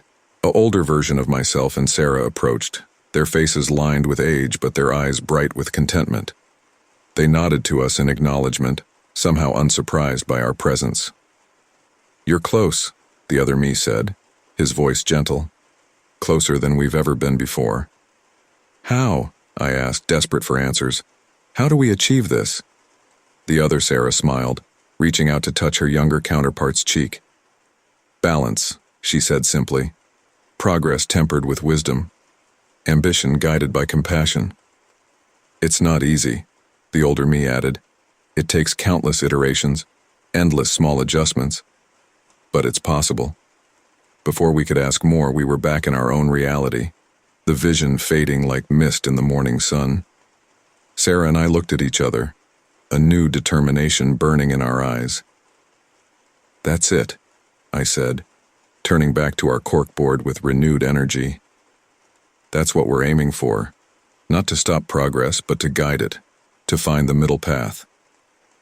Sarah nodded, already starting to rearrange our notes and timelines. "We need to identify the key decision points, the moments where we can nudge things in the right direction without overcorrecting." As we worked, more glimpses of alternate realities flickered at the edges of our vision, some beautiful, some terrifying, each one a reminder of the stakes we faced. But now, instead of overwhelming us, they served as guideposts, showing us the pitfalls to avoid and the opportunities to seize. Hours passed as we refined our plan, using our newfound insight to chart a course through the temporal maze. Finally, exhausted but exhilarated, we stepped back to survey our work. "It's not perfect," Sarah said, her voice tinged with a mix of hope and trepidation. "There are still so many variables, so many things that could go wrong." I took her hand, squeezing it gently. "But it's a start, a real chance to break the loop and create a future worth living in." As we stood there, on the precipice of another iteration, another chance to shape the course of human history, I felt a profound sense of both responsibility and possibility. The glimpses of alternate realities had shown us the consequences of our choices, the myriad paths our future could take. "Are you ready?" I asked Sarah, my finger hovering over the activation switch of the temporal anchor. She took a deep breath, then nodded. "As I'll ever be. Let's make this one count." With a final shared look of determination, I activated the device. The world around us began to shimmer and fade, reality itself seeming to unravel as we prepared to plunge once more into the time stream. We had seen the multitude of possible futures, the lives we could have lived. Now it was time to forge the best possible path forward, not just for ourselves, but for all of humanity. The glimpses of alternate realities had shown us the way. It was up to us to walk the path. The weight of countless iterations pressed down on me as I finally peered through the veil of time, witnessing the moment that had doomed us all. My breath caught in my throat, a scream trapped behind clenched teeth as I watched my past self walk blindly towards oblivion. It was such a small thing. A seemingly inconsequential choice made on a rainy Tuesday afternoon. I remember the chill in the air, the acrid smell of wet concrete rising from the sidewalk. I was late for a meeting, my mind consumed by trivial concerns that now felt laughably insignificant. The crosswalk light blinked its stern warning, but I hurried across anyway, my polished shoes splashing through puddles. Behind me, I heard a screech of tires, a sickening thud. I turned, heart pounding, to see a body crumpled on the asphalt, blood mixing with rain and rivulets that snaked towards the storm drain. In that moment, faced with the consequences of my haste, I made the decision that would fracture time itself. I ran. I convinced myself it wasn't my fault, that I couldn't have known. But as I watched the scene unfold again and again, I saw the truth with agonizing clarity. The victim was no random stranger. In my cowardice, I had inadvertently killed the one person whose absence would unravel the very fabric of our world. A brilliant scientist on the cusp of a breakthrough that would have saved millions. A loving parent whose child would now grow up to become a tyrant instead of a peacemaker. A linchpin of fate, snuffed out by my selfish disregard. As the realization sank in, bile rose in my throat. The enormity of my mistake crashed over me in waves of nauseating guilt. This was the fulcrum upon which all my future attempts to fix things balanced. This single terrible moment that my future self had been trying desperately to prevent. I wanted to reach through time and shake my past self, to scream a warning that would prevent this catastrophe, but I knew it was futile. I had tried countless times before, each attempt only serving to tighten the noose of destiny around my neck. The scene faded, leaving me alone in the dark with the crushing knowledge of what I had done. The true horror wasn't in the act itself, but in the cascade of consequences that followed. A butterfly effect of devastation that rippled outward, touching countless lives and reshaping the world into a nightmare I could never have imagined. As I sank to my knees, trembling with the weight of this revelation, a new and terrifying thought took root. What if preventing this mistake wasn't the solution? What if accepting it, facing the unfaceable, was the only way to break free from this temporal prison of my own making? The possibility was almost too much to bear. Could I willingly walk into that moment, knowing the pain and suffering it would cause? Or was I doomed to repeat this cycle forever, a Sisyphus of time, eternally trying to undo what could never be changed? In the oppressive silence that followed, I felt the noose of fate tightening once more. The next iteration loomed, promising new horrors and futile attempts at redemption. And still that rain-soaked Tuesday afternoon waited patiently, a temporal singularity from which there seemed to be no escape. The air crackled with an otherworldly energy as I stood face to face with him, with me, my future self, the man I would become if I failed to break this nightmarish cycle. His eyes, sunken and haunted, bore into mine with an intensity that made me want to look away. But I couldn't. It was like staring into a mirror that reflected not just my image but all the pain, desperation and madness that awaited me.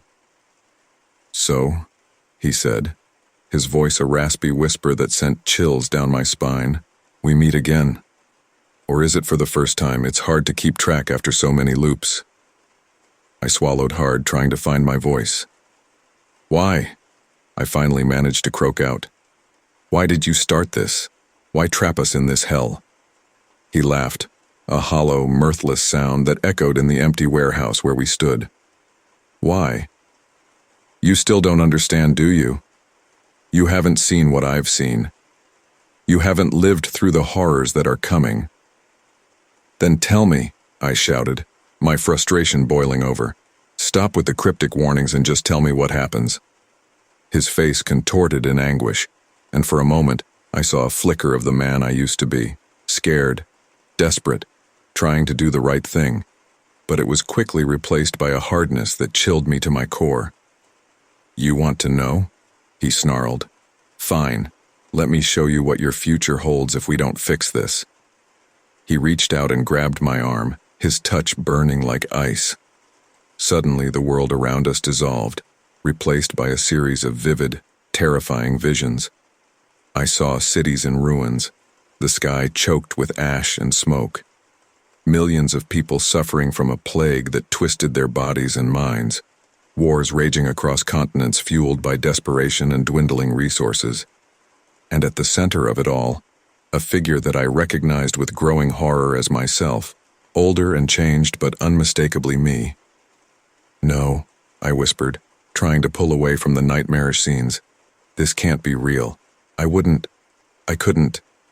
"But you do," my future self hissed in my ear. "In your arrogance, in your desperate attempt to fix your mistake, you set in motion events that lead to all of this. Your good intentions pave the way to hell." The visions faded, and we were back in the warehouse. I staggered, my mind reeling from what I'd seen. "How?" I gasped. "How does trying to prevent one accident lead to that?" He released my arm and turned away, his shoulders sagging with the weight of countless years and failures. "It's not just about the accident," he said quietly. "It's about the ripple effects. Every change you make, every life you alter, it compounds. The butterfly effect on a global scale." I shook my head, trying to clear it. "But the letters. I've been following your instructions, trying to make things right." He whirled on me, eyes blazing with a mixture of fury and despair. "And look where that's gotten us, trapped in this endless loop, each iteration bringing us closer to the very future we're trying to prevent." "Then why continue?" I asked, my voice barely above a whisper. "Why not just stop?" "Because the alternative is unthinkable," he replied, his voice breaking. "Because I've seen what happens if we do nothing, and it's even worse than what I showed you." We stood in silence for a long moment, the weight of our shared destiny pressing down on us. I studied him, myself, trying to reconcile the man before me with the person I thought I was. The lines etched deep in his face spoke of years of anguish and futile struggle. His hands, once steady and sure, now trembled slightly at his sides. "How long?" I asked. "How long have you been doing this?" He laughed again, that same hollow sound that sent shivers through me. "Time loses all meaning when you're trapped in a loop," he said. "Decades, centuries, millennia. Pick a number, it all feels the same after a while." I tried to wrap my mind around the concept, but it was too vast. too terrifying to fully comprehend. "And in all that time," I said slowly, "you haven't found a way to break the cycle?" His eyes met mine, and I saw a flicker of something. Hope? Desperation? Before it was extinguished. "I thought I had," he said. "So many times I thought I'd found the key. But each attempt just created new branches, new horrors to navigate." "So what's different this time?" I asked. "Why confront me directly instead of just sending another letter?" He moved closer, his gaze intense. "Because I'm running out of options," he said. "Because maybe, just maybe, if we work together, past and future, we can find a solution that's eluded me all this time." I felt a glimmer of hope, quickly tempered by suspicion. "And I'm supposed to trust you? After everything you've put me through?" "Trust me?" he scoffed. "I'm the last person you should trust. I'm the one who started this whole mess, remember? But right now, I'm also the only chance you have of avoiding my fate." I paced the warehouse floor, my mind racing. "Okay," I said finally. "Let's say I'm willing to work with you. Where do we even start? How do we unravel something this complex?" He smiled, a grim, humorless expression. "We start at the beginning," he said. "We go back to that rainy day and we face it head on." My blood ran cold. "You mean?" "Yes," he nodded. "We have to be there, in that moment. We have to see it happen and understand all the variables at play." "But won't that just trigger another loop?" I asked, fear gripping my heart. "Maybe," he admitted. "But it's a risk we have to take. We need to see it with fresh eyes, both of us together. It's the only way to find the thread that might unravel this whole tangled mess." I took a deep breath, trying to steady myself. "And if we can't find a solution?"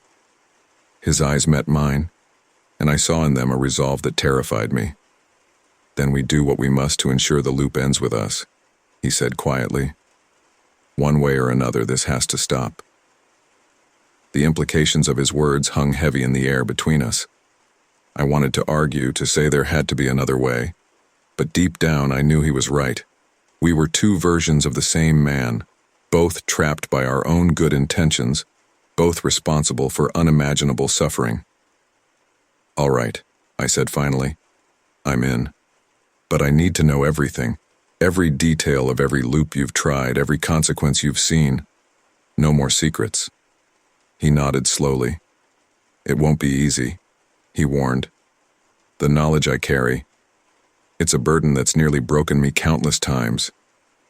"I can handle it," I insisted, even as doubt gnawed at me. "Can you?" he asked, his voice tinged with bitterness. "Can you handle knowing that in one loop, your actions led to the death of everyone you've ever loved? That in another, you became a monster worse than anything you've ever feared? That in countless iterations, you've watched the world burn, knowing it was all because of you?" Each word was like a physical blow, but I stood my ground. "I have to," I said. "It's the only way we have a chance of fixing this." He studied me for a long moment, then nodded. "Very well," he said. "But remember, you asked for this. Whatever happens next, whatever you learn, it's on your own head." With that, he placed his hand on my forehead. The touch was electric, sending jolts of pain and images flooding through my mind. I gasped, overwhelmed by the torrent of memories and knowledge pouring into me. I saw myself in 1,000 different scenarios, making choices that seemed right at the time, only to watch in horror as they led to devastation. I felt the crushing guilt of countless failures, the maddening frustration of being so close to a solution, only to have it slip away. Through it all, one constant remained. That rainy day, that split-second decision that had started it all. It loomed in my mind like a cancer, a fixed point around which all other events revolved. When it was over, I fell to my knees, gasping for air. My future self stood over me, his expression a mixture of pity and grim determination. "Now you know," he said softly. "Now you understand why I've gone to such lengths. Why I'll do whatever it takes to break this cycle. I looked up at him, tears streaming down my face. How? I choked out. How do you bear it? I don't, he said simply. It bears me. It drives me. It's the only thing that keeps me going when every fiber of my being screams for release. Slowly I got to my feet, my legs shaky but my resolve strengthening. So what now? I asked. How do we proceed? He turned, gesturing to a door that hadn't been there before. Now, he said, we face our demons. We go back to where it all began and we find the variable we've been missing all this time. As we approached the door, I could feel the weight of countless loops, countless failures pressing down on us. But for the first time, I also felt a glimmer of something else. Hope. Real, tangible hope that together we might finally break free from this temporal prison of our own making.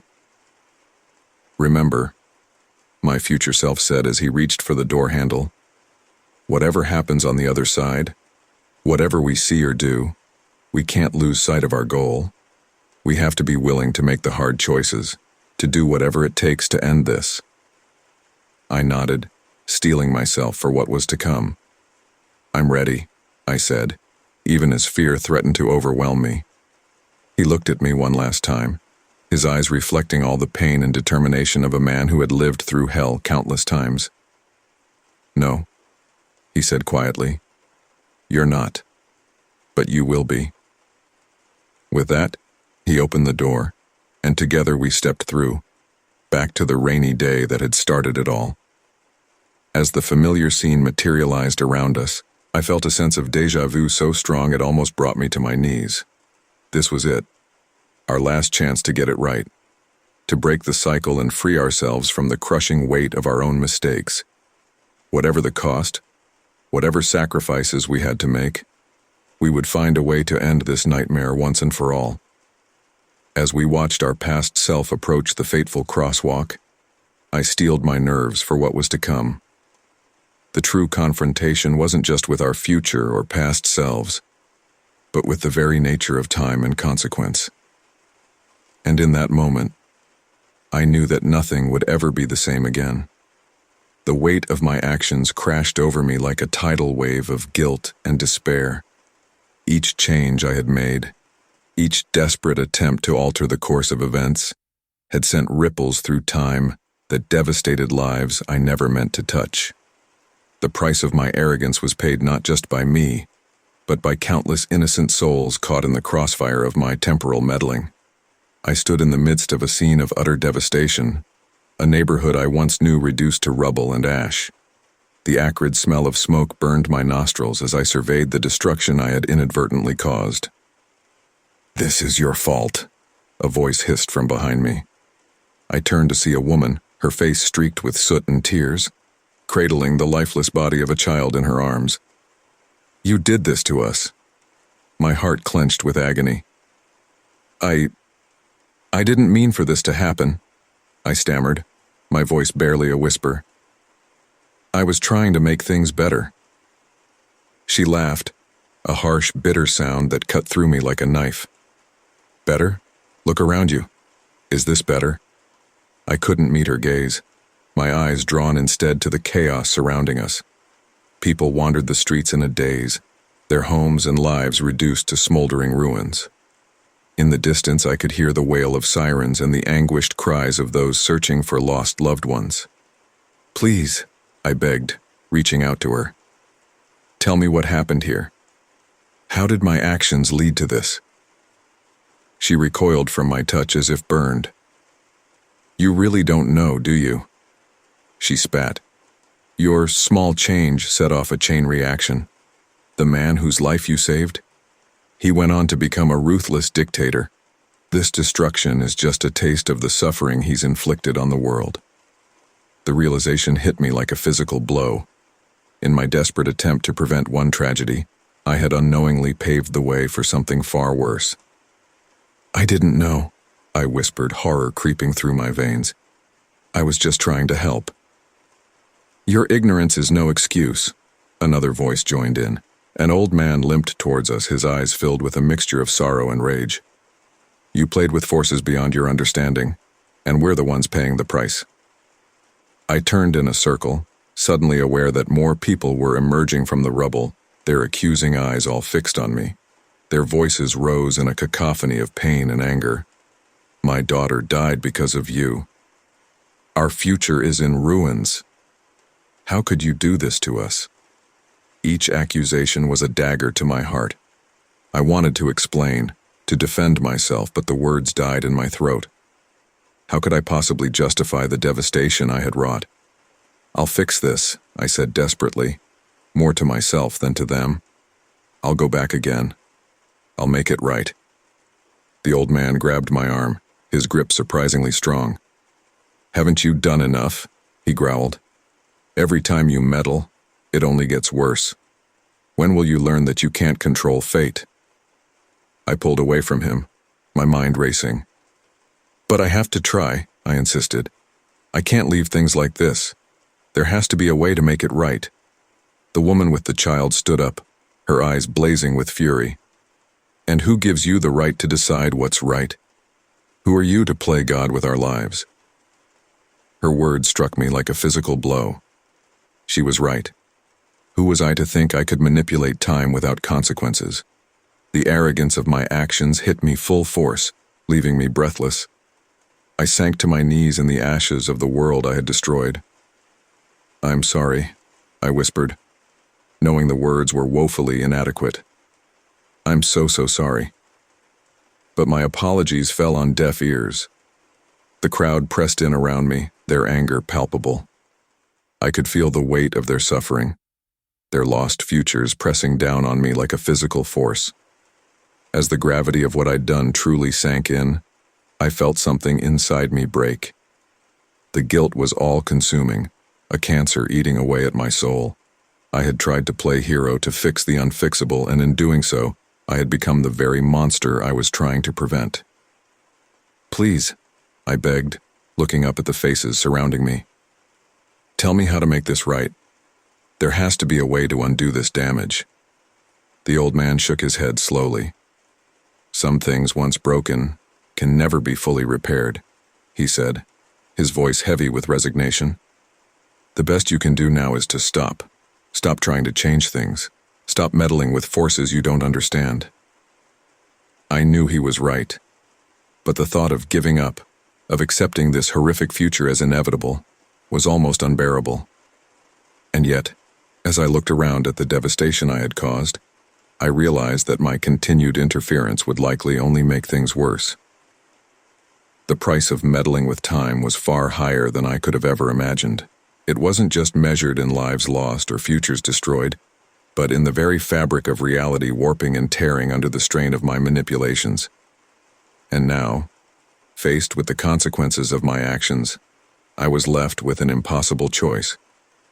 Continue trying to fix things at the risk of causing even greater devastation, or accept the horrific future I had inadvertently created. As I grappled with this terrible dilemma, I could feel the weight of time itself pressing down on me, demanding a decision. The fate of countless lives hung in the balance, and I knew that whatever choice I made would have repercussions that would echo through eternity. The boundaries of reality blurred and twisted around me as past, present, and future collided in my fractured mind. I found myself adrift in a sea of madness, unable to distinguish between what was real and what were mere phantoms of my increasingly unstable psyche. When am I? I whispered to the empty room, my voice cracking with the strain of constant temporal shifts. Who am I? The walls seemed to pulse and breathe, shadows dancing at the corners of my vision. I squeezed my eyes shut, trying to block out the hallucinatory onslaught, but the images only intensified behind my closed lids. You're everywhere and nowhere, a familiar voice whispered. I opened my eyes to see myself, or rather one of my many temporal iterations, standing before me. You're every version of yourself that ever was or will be all at once. I laughed, the sound bordering on hysterical. That's impossible. I can't be everywhere at once. Can't you? my doppelganger asked, his form flickering and changing. One moment he was me as a child, the next an old man on the brink of death. Time isn't linear anymore. Not for us. Not after what we've done. I clutched my head, trying to make sense of the cacophony of memories and experiences flooding my consciousness. Make it stop, I pleaded. I can't think straight. You can't stop it, another voice chimed in. I turned to see yet another version of myself, this one bearing the scars of countless failed attempts to fix the timeline. This is the price we pay for our hubris. Our minds weren't meant to comprehend the full scope of time. The room began to spin, reality fracturing around me like shattered glass. I saw glimpses of lives I had lived, choices I had made, futures I had inadvertently created and destroyed. Each fragment of time competed for dominance in my mind, threatening to tear my sanity apart at the seams. No, no, no, I muttered, pressing my palms against my temples. This isn't real. It can't be real. Oh, but it is, my scarred self said, his voice dripping with bitter amusement. Every possibility, every outcome, every version of ourselves, they're all real, and they're all here, right now, in this moment. I staggered backward, my back hitting the wall. Or was it the floor? Up and down lost all meaning as the room continued to warp and shift around me. I don't understand, I gasped, struggling to hold on to some semblance of rational thought. How can we exist in all these states at once? Because we broke time, my child self piped up, his innocent voice a stark contrast to the horror of our situation. We pulled at the threads of reality until it all unraveled. The old man nodded sagely. And now we're trapped in the unraveling. Every possible version of ourselves, every potential outcome, all existing simultaneously. I slid down the wall, floor, ceiling, hugging my knees to my chest. How do we fix it? I asked, my voice small and frightened.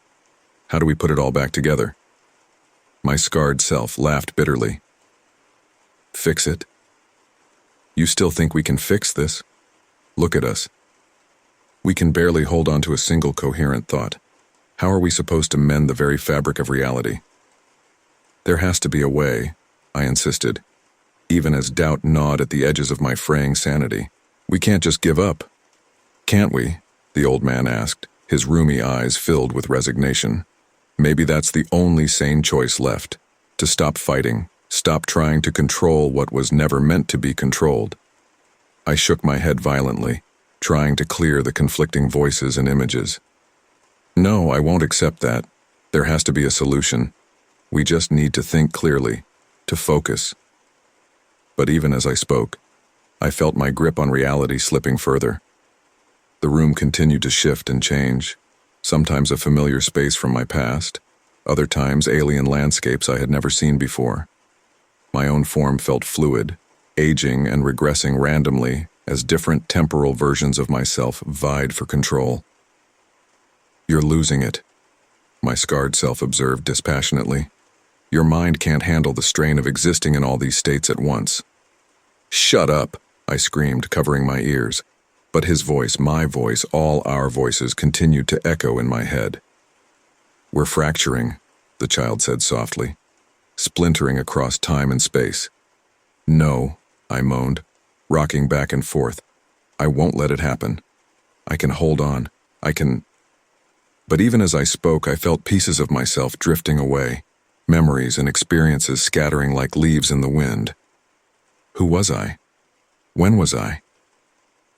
The questions swirled in my mind, each attempt at an answer only leading to more confusion. Accept it, the old man urged.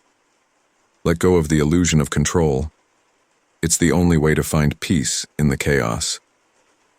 I wanted to argue, to fight against the encroaching madness, but I could feel my resolve weakening. The constant assault of conflicting realities was wearing down my defenses, eroding my sense of self. I don't know who I am anymore, I whispered, tears streaming down my face. I don't know what's real. Everything is real, my scarred self said, his voice softening slightly. And nothing is. That's the nature of our existence now.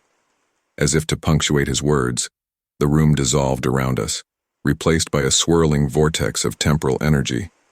I saw flashes of lives lived and unlived, choices made and unmade, all blending together in a kaleidoscope of possibility. Is this what insanity feels like? I asked, my voice barely audible over the roar of colliding timelines. No, the child said, taking my hand. This is what transcendence feels like. We're beyond sanity and insanity now. We're everything and nothing all at once. As the last threads of my conventional reality unraveled, I felt a strange sense of calm wash over me. The struggle to maintain my grip on sanity had been exhausting, and there was an odd comfort in finally letting go. So what now? I asked, my voice echoing strangely in the timeless void we now occupied. Now, my scarred self said, a hint of a smile playing at his lips. We embrace the chaos. We become one with the time stream we sought to control. And with that, I felt the last vestiges of my individual identity dissolve, merging with the infinite versions of myself across all of time and space. In losing my grip on sanity, I had inadvertently found a new kind of existence, one beyond the limitations of linear time and singular consciousness. As I surrendered to this new state of being, I realized that perhaps this was the solution we had been seeking all along, not to fix time, but to become one with it, accepting the maddening beauty of all possibilities existing at once. The weight of countless failed attempts pressed down on me as I stood at the precipice of yet another potential solution. Each new strategy brought a glimmer of hope, quickly extinguished by the relentless march of fate. But I couldn't give up. The alternative was too horrifying to contemplate. This time, I muttered to myself, hands shaking as I prepared the elaborate setup. This time it has to work. The abandoned warehouse echoed with the hum of jury-rigged machinery, a Frankenstein's monster of temporal manipulation devices cobbled together from scraps of futuristic technology I'd gathered across multiple loops. The air crackled with an otherworldly energy, making the hairs on the back of my neck stand on end. You're wasting your time, a familiar voice called out from the shadows. I turned to see another version of myself, older and more haggard, watching me with a mixture of pity and disdain. It's not a waste, I insisted, turning back to my work. This configuration is different.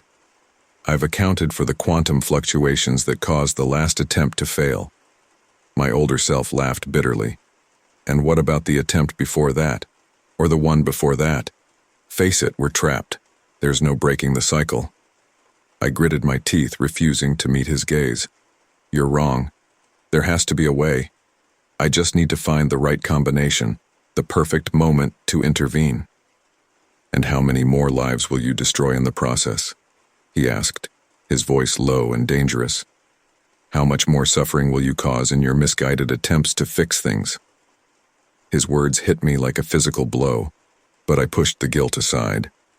I couldn't afford to let doubt creep in now. Whatever the cost, I said, my voice barely above a whisper. It's worth it, if we can prevent the catastrophe. Is it? Another voice joined the conversation. I turned to see a younger version of myself, his eyes still bright with naive determination. Are we so sure that what we're trying to prevent is worse than what we're causing? I shook my head violently. You don't understand. You haven't seen what I've seen. What's coming if we don't stop it? And you haven't seen what I've seen, my older self cut in. The horrors we've unleashed in our foolish attempts to play God with time. The machinery around us pulsed, the energy building to a crescendo. I knew I was running out of time. I have to try, I insisted, my fingers flying over the controls. This could be our last chance. My younger self stepped forward, his face etched with concern. But at what cost? Look at what this obsession has done to us. To you. I paused, really looking at my younger self for the first time. The contrast between his hopeful expression and the weary resignation of my older self was stark. When had I lost that spark? When had the weight of my failures crushed my spirit so completely? I faltered, doubt finally creeping in. I don't know how to stop. If I give up now, everything we've suffered will have been for nothing. And if you continue, my older self said softly, you'll only add to the suffering. Trust me, I've been where you are. I've tried everything you're thinking of trying, it only gets worse. The energy in the room reached a fever pitch, the machinery groaning under the strain. I knew I had only moments to make my decision. Activate the device and risk causing even more damage to the timeline, or shut it down and accept that some things cannot be changed. Please, my younger self pleaded, think about what you're doing. Is this really who we want to become? I looked from him to my older self, seeing the full arc of my journey laid out before me. The hope, the determination, the gradual descent into obsession and despair. Was this truly the only path available to me? With trembling hands, I reached for the activation switch. I have to know, I whispered. I have to be sure there's no way to fix this. Don't! Both versions of myself cried out in unison, but it was too late. As my fingers closed around the switch, a blinding light filled the warehouse. I felt myself being torn apart at the molecular level, my consciousness scattered across countless timelines and realities. For an eternal moment, I saw everything. Every possible outcome, every branch of the timeline, every consequence of my actions rippling out across the multiverse. The sheer scale of it was overwhelming, threatening to shatter my sanity. And then, as suddenly as it began, it was over. I found myself back in the warehouse, the machinery around me reduced to smoking ruins. My other selves were gone, leaving me alone with the crushing weight of my failure. No, I moaned, falling to my knees. It can't end like this. There has to be another way. But as the dust settled and the echoes of my failed attempt faded away, I was left with a terrible realization. Perhaps the cycle I needed to break wasn't in the timeline itself, but in my own obsessive need to control it. As I sat amidst the wreckage of my latest failure, a new and terrifying thought took root. What if the key to breaking the cycle lay not in changing the past, but in accepting it? Could I find the strength to stop fighting against the immovable force of time itself? The warehouse fell silent, the only sound my ragged breathing as I grappled with this new perspective. The path ahead was unclear, shrouded in the mists of uncertainty. But for the first time in countless loops, I felt a glimmer of something I had almost forgotten. Not hope for changing the past, but hope for accepting the future, whatever it might hold. As I slowly got to my feet, I knew that my journey was far from over. Breaking the cycle of my own making would be the hardest task yet, but as I took my first tentative steps towards an unknown future, I felt the crushing weight of my past failures begin to lift, replaced by a cautious determination to face whatever came next, not as a master of time, but as its humble witness. My hands trembled as I held the latest letter, the familiar handwriting staring back at me like a mirror to my own fractured psyche. The realization of what these messages truly represented hit me with the force of a freight train, leaving me reeling and gasping for air.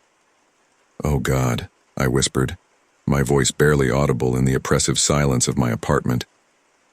What have I done? The letters, once a mysterious lifeline from a supposed future self, now revealed themselves as something far more sinister.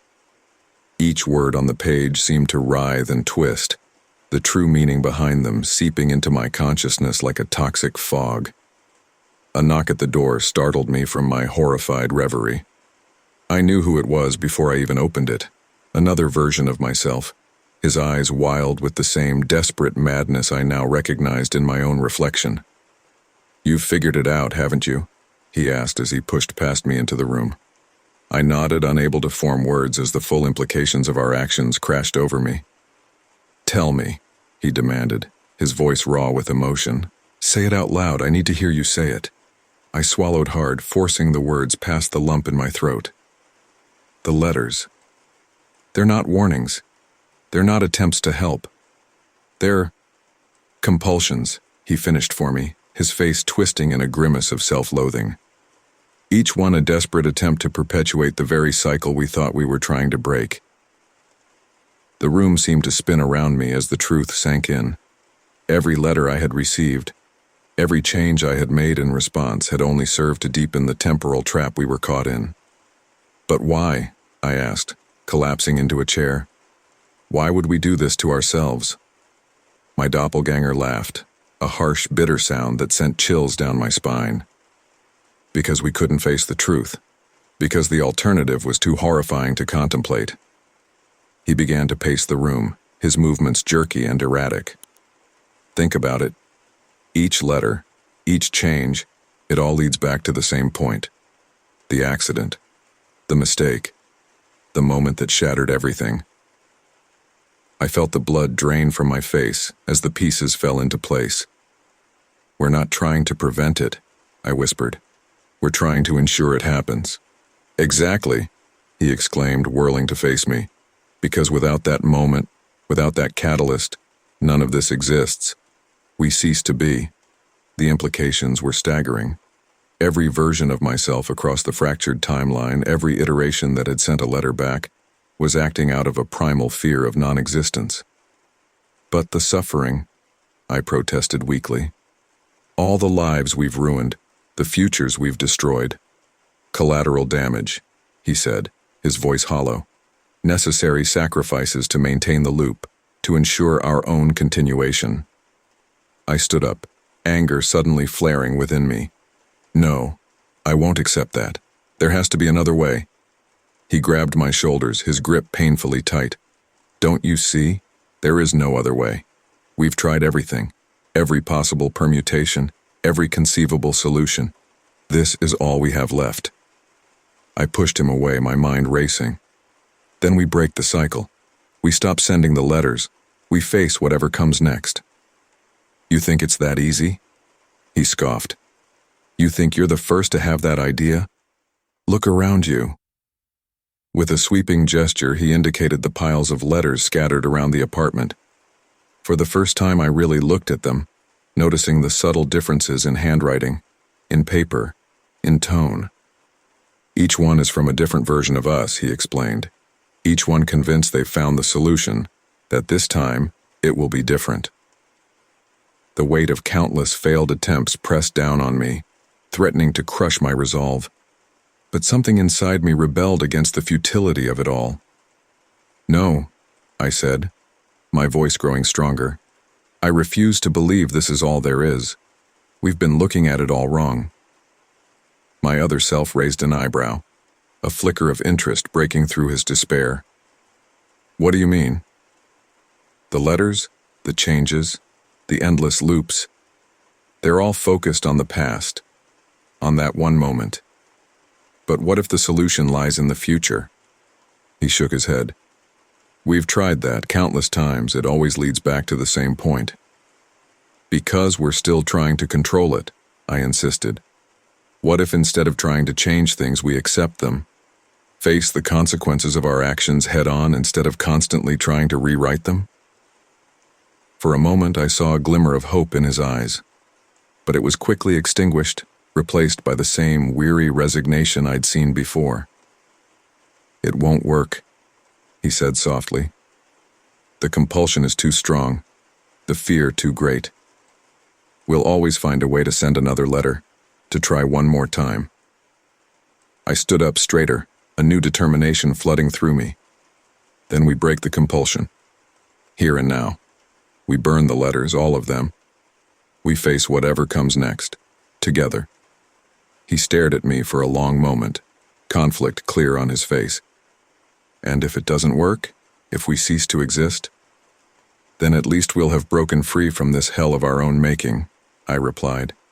It's better than continuing this endless cycle of suffering. Slowly, hesitantly, he nodded. All right, he said, his voice barely above a whisper. Let's do it. As we gathered the letters, preparing to destroy the physical manifestations of our temporal prison, I felt a mix of terror and exhilaration. The true nature of the letters had been revealed, not as salvation but as the very chains that bound us to our fate. Now, standing on the precipice of the unknown, I realized that the real horror had not been in the accidents we were trying to prevent, but in our own desperate attempts to control the uncontrollable. As the first letter caught fire, I silently vowed that whatever came next, I would face it with open eyes and a willingness to accept the consequences of my actions. The flames grew higher, consuming years of misguided efforts and self-deception. And as the last letter turned to ash, I felt something shift in the very fabric of reality around us. Whether it was the end or a new beginning, I couldn't say. But for the first time in what felt like an eternity, I was ready to find out. The weight of countless loops crushed me as I finally grasped the futility of fighting against destiny. The realization settled over me like a shroud, suffocating yet strangely comforting in its finality. I stood in the middle of my cluttered apartment, surrounded by the detritus of failed attempts to change the future, crumpled papers, broken gadgets, and the haunting echoes of choices unmade. "It's over," I whispered to the empty room, my voice cracking under the strain of acceptance. "I can't keep doing this." As if summoned by my words, a figure materialized from the shadows. Another version of myself, older and bearing the scars of countless temporal wars. "So, you've finally realized it," he said, his voice a mixture of relief and resignation. "Took you long enough." I turned to face him, my eyes burning with unshed tears. "How do you bear it, knowing what's coming and being powerless to stop it?" He laughed, a hollow sound devoid of mirth.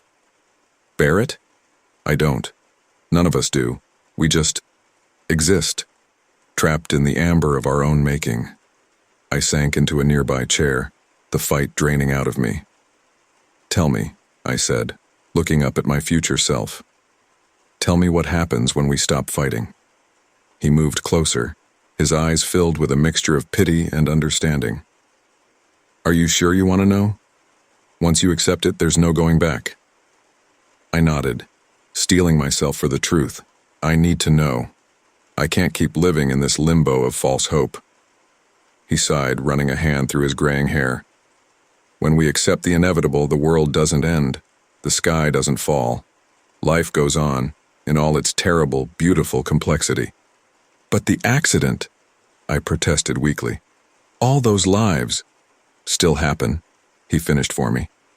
"But without our interference, without our desperate attempts to change things, the ripple effects are less catastrophic." I felt a chill run down my spine. "What do you mean?" He began to pace, his movements restless. "Every time we tried to change things, we created new branches of reality, new timelines where our actions caused unforeseen consequences. By accepting what comes, we allow the timeline to stabilize." "So we just let it happen?" I asked, my voice barely above a whisper. He stopped pacing and fixed me with an intense gaze. "We do more than that. We live. We face the consequences of our actions head-on instead of constantly trying to erase them." I stood up, anger flaring within me. "How can you say that? After everything we've seen, everything we've done to try and prevent it?" "Because I've lived it," he shouted back, his composure cracking. "I've seen every possible outcome, every branching path. And I'm telling you, accepting the inevitable is the only way to find any semblance of peace." We stood there, two versions of the same broken man, each bearing the weight of countless temporal iterations. The silence stretched between us, heavy with unspoken horrors and failed possibilities. Finally, I broke the silence. "What happens to us? To all the versions of ourselves trapped in the loop?"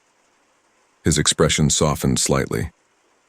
"Some fade away, their timelines collapsing as the primary thread reasserts itself. Others find ways to integrate, to become part of the new, stable reality." "And which are we?" I asked, dreading the answer. He smiled, a sad, knowing expression. "That depends on you. on your ability to truly accept what's coming and face it with open eyes.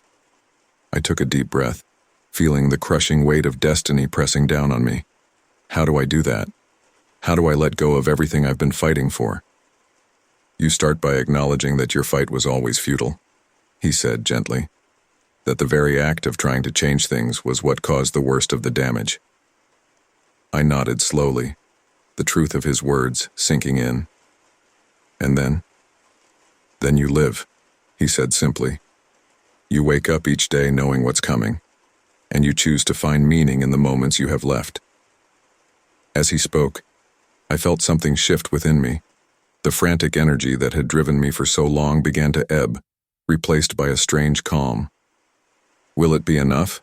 I asked, my voice barely audible. He placed a hand on my shoulder, the touch both familiar and alien. It has to be. It's all we have left. As I looked into his eyes, my eyes, I saw the reflection of countless loops, countless failures, and the glimmer of something I had almost forgotten. Hope. Not hope for changing the future, but hope for finding peace and accepting it. Okay, I said, straightening my shoulders. I'm ready. He nodded, a look of pride and sadness crossing his face. Remember, accepting the inevitable doesn't mean giving up. It means facing what comes with courage and integrity. As he began to fade, merging back into the time stream, I felt a sense of finality settle over me. The crushing weight of countless loops, of endless attempts to change the unchangeable began to lift. I turned to face the window, looking out at a world that suddenly seemed both familiar and entirely new. The future still loomed, dark and foreboding, but for the first time in what felt like an eternity, I was ready to meet it head-on.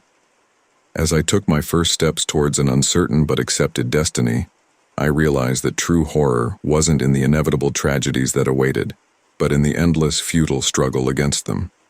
In accepting the inevitable, I had finally found a way to break free from the true nightmare, the prison of my own making. The path ahead was still shrouded in darkness, but as I walked towards it, I felt a strange sense of liberation. Whatever came next, I would face it not as a master of time, but as a humble witness to its inexorable flow. With trembling steps, I walked towards the moment I had tried so hard to avoid, terror and resignation warring within me. The rain-slicked streets of New York stretched out before me, a grim tableau of the fate I could no longer outrun. Every fiber of my being screamed to turn back, to try one more time to change things, but I knew it was futile. This was it. The unfaceable moment had arrived. "Are you sure about this?" a voice asked from beside me.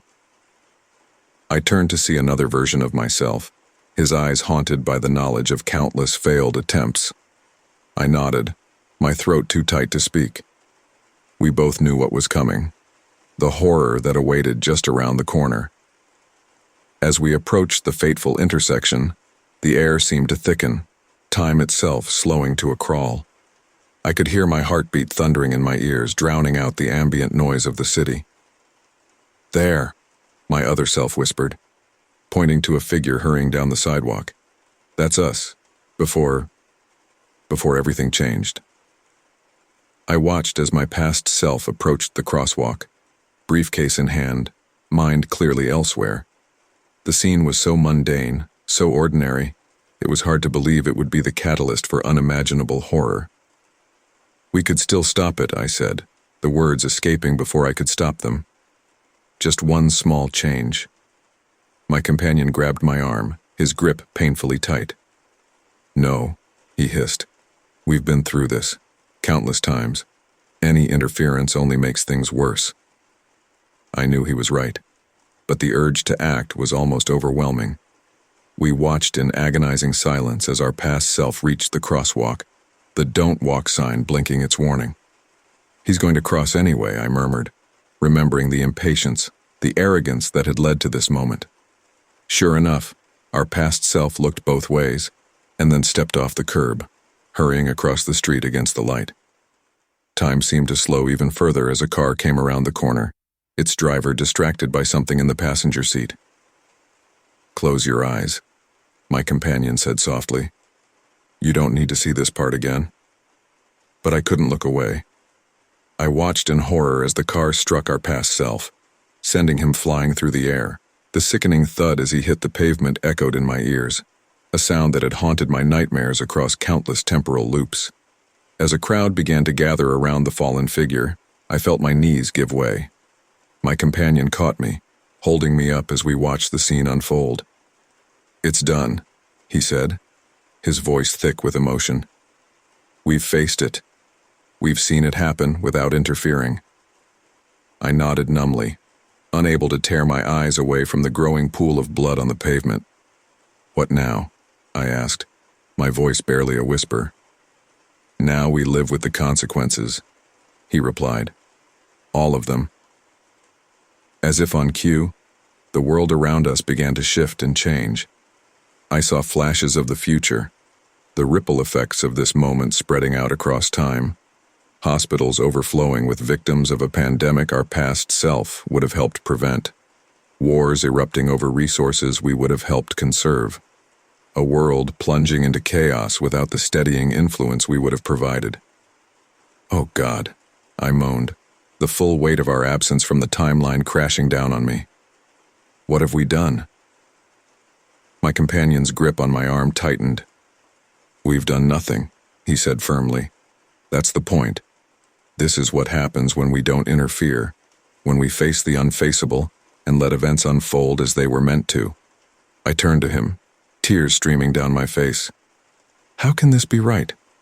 How can letting all this happen be the correct choice? He smiled sadly. It's not about right or wrong anymore. It's about accepting the flow of time, the natural order of things. Our interference, no matter how well-intentioned, only ever made things worse. As we stood there, watching the ambulance arrive and cart away our broken past self, I felt a strange sense of calm begin to settle over me. The horror of what I'd witnessed was still there, a deep ache in my chest, but the frantic need to change things had finally begun to subside. What do we do now? I asked, my voice steadier than I expected. My companion released my arm and stepped back. We live, he said simply. We face each day knowing what's coming, but we find meaning in the moments we have left. We bear witness to the consequences of our actions and inactions. I nodded slowly, understanding dawning. And we remember, I added. We carry the weight of this knowledge so that maybe, somehow, it wasn't all for nothing. He smiled, a genuine expression that seemed out of place in the grim scene before us. Exactly. That's how we honor the sacrifices made here today. As the ambulance pulled away, its sirens wailing into the distance, I felt something shift within me. The unfaceable had been faced. The moment I had tried so desperately to change had played out and the world hadn't ended. It had simply continued on, for better or worse. Are you ready? My companion asked, gesturing towards the future that now stretched out before us. I took a deep breath, steeling myself for whatever came next. As ready as I'll ever be, I replied. Together, we turned away from the scene of the accident and began walking into the uncertain future. The horror of what we'd witnessed, of what we knew was to come, still clung to us like a shroud. But there was also a strange sense of liberation. We had faced the unfaceable, and in doing so, had finally broken free from the temporal prison of our own making.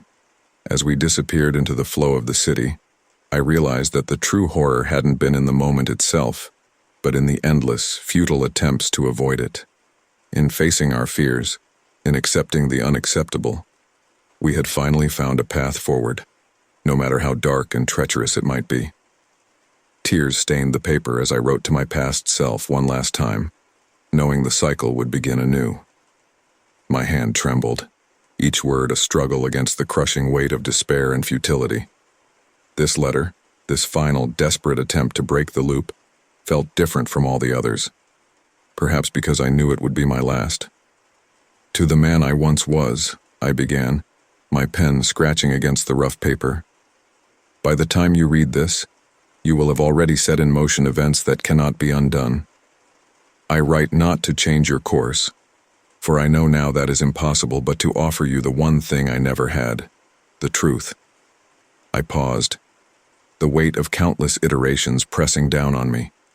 The room around me flickered, reality itself unstable as the temporal anomalies I'd created threatened to tear apart the fabric of space-time.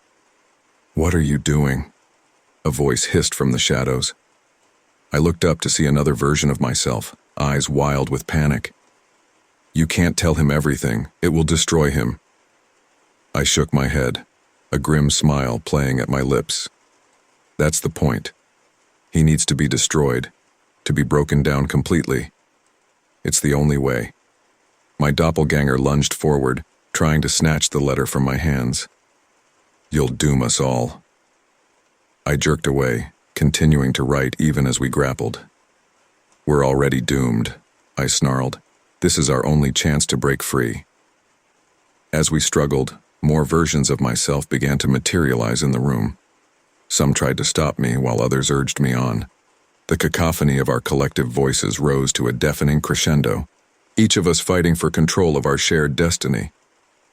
"You don't understand what you're doing," one shouted. "It's the only way," another countered. "We'll cease to exist." "Maybe that's for the best." Ignoring them all, I pressed on with my letter, my words flowing faster now as if driven by some external force. "Listen carefully," I wrote, "for what I'm about to tell you will shatter everything you believe about yourself and the nature of reality. The loop you find yourself in is not a cruel twist of fate, but a prison of our own making.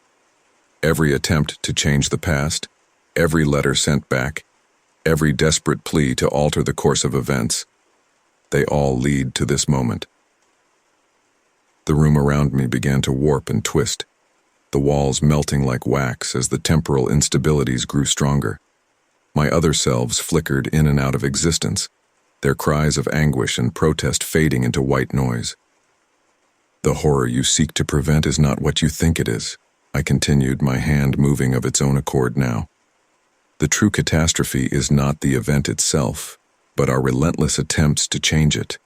With each iteration, we fracture time further, creating new branches of reality where our actions cause unforeseen and often terrible consequences." One of my selves managed to break through the chaos, grabbing my shoulder. "Stop," he pleaded. "If you do this, we'll never exist. All our struggles, all our sacrifices, they'll be for nothing." I shrugged him off, my resolve hardening. "No," I said firmly. "They'll be for everything. This is the only way to end the cycle." Turning back to the letter, I poured out everything I had learned across countless loops. The true nature of time, the consequences of our meddling, the horrors we had inadvertently unleashed in our attempts to save the world. As I neared the end, I felt a strange calm settle over me. The room had grown still, my other selves fading away one by one until only I remained. "And so, my past self," I wrote, my vision blurring with unshed tears, "I offer you this final truth. The only way to break the cycle is to accept it, to face the unfaceable and let events unfold as they were meant to. Only by surrendering our futile attempts to control time can we hope to find peace." I paused, the pen hovering over the paper. The weight of this final decision pressed down on me, threatening to crush my resolve. But I knew it had to be done. When you reach the moment of decision, the crossroads where all of this began, you must make a choice. Not between action and inaction, but between acceptance and denial. Choose acceptance, no matter how painful, no matter how terrifying. It is the only path forward. With trembling hands, I signed the letter, sealing our fate, or perhaps finally freeing us from it. As I prepared to send the letter back through the fragile tear in time I had created, I felt a presence behind me. Turning, I saw a shadowy figure, neither fully formed nor completely insubstantial. "Is it done?" the figure asked, its voice a whisper that seemed to come from everywhere and nowhere at once. I nodded, holding up the letter. "It's done. The final piece of the puzzle." The figure moved closer, and I caught a glimpse of my own face, aged beyond recognition, in its shifting features. And you understand the consequences. What this means for us, for all versions of us across time. I do, I replied, my voice steady despite the fear churning in my gut. If I succeed, we cease to exist. At least this version of us. The loop breakers, the time meddlers. The figure nodded solemnly. And if you fail? I closed my eyes, the weight of countless iterations pressing down on me. Then the cycle continues. We keep trying, keep failing, keep fracturing reality until there's nothing left to save. A heavy burden, the figure mused. Are you sure you're ready to bear it? Opening my eyes, I met the figure's gaze with newfound determination. I have to be. We have to be. It's the only way. With that, I turned and thrust the letter into the temporal rift. As it disappeared into the swirling vortex, I felt a shudder run through reality itself. Whether it was the end or a new beginning, I couldn't say. But as the world around me began to fade, dissolving into the ether of unmade timelines, I felt a sense of peace I hadn't known in eons. The final letter was sent. The truth was told. And as I faded from existence, I clung to the hope that somewhere, somewhen, a version of myself would read those words and find the strength to break the cycle once and for all. In surrendering to fate, I found the key to my prison, stepping into an uncertain future, no longer bound by the chains of what if. The realization hit me like a physical blow, leaving me gasping for air in the oppressive darkness of my apartment. Is it really over? I whispered to the empty room, half expecting one of my temporal doppelgangers to materialize and contradict me. But there was only silence. A silence so profound, so absolute, that it seemed to have weight. For the first time in what felt like an eternity, I was truly alone with my thoughts. I stumbled to the window, pulling back the curtains to reveal a world bathed in the soft glow of dawn. The sight of it, so ordinary, so mundane, brought tears to my eyes. How long had it been since I'd simply looked at the world without trying to calculate how to change it?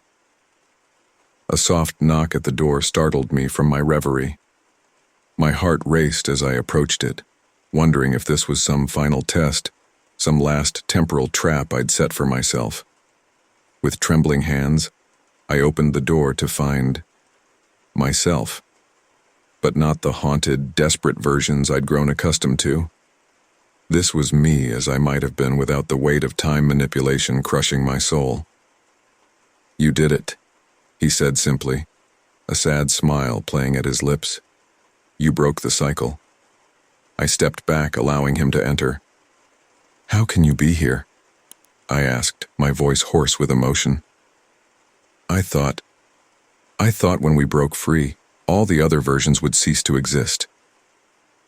He moved past me, his gaze taking in the chaos of my apartment, the scribbled notes, the broken devices, the evidence of my desperate attempts to control time. In a way, we did, he said softly, but reality isn't as simple as we once believed. Some echoes remain. I sank into a chair, my legs suddenly unable to support me. So what happens now? I asked, fear and hope warring within me. What does breaking free really mean?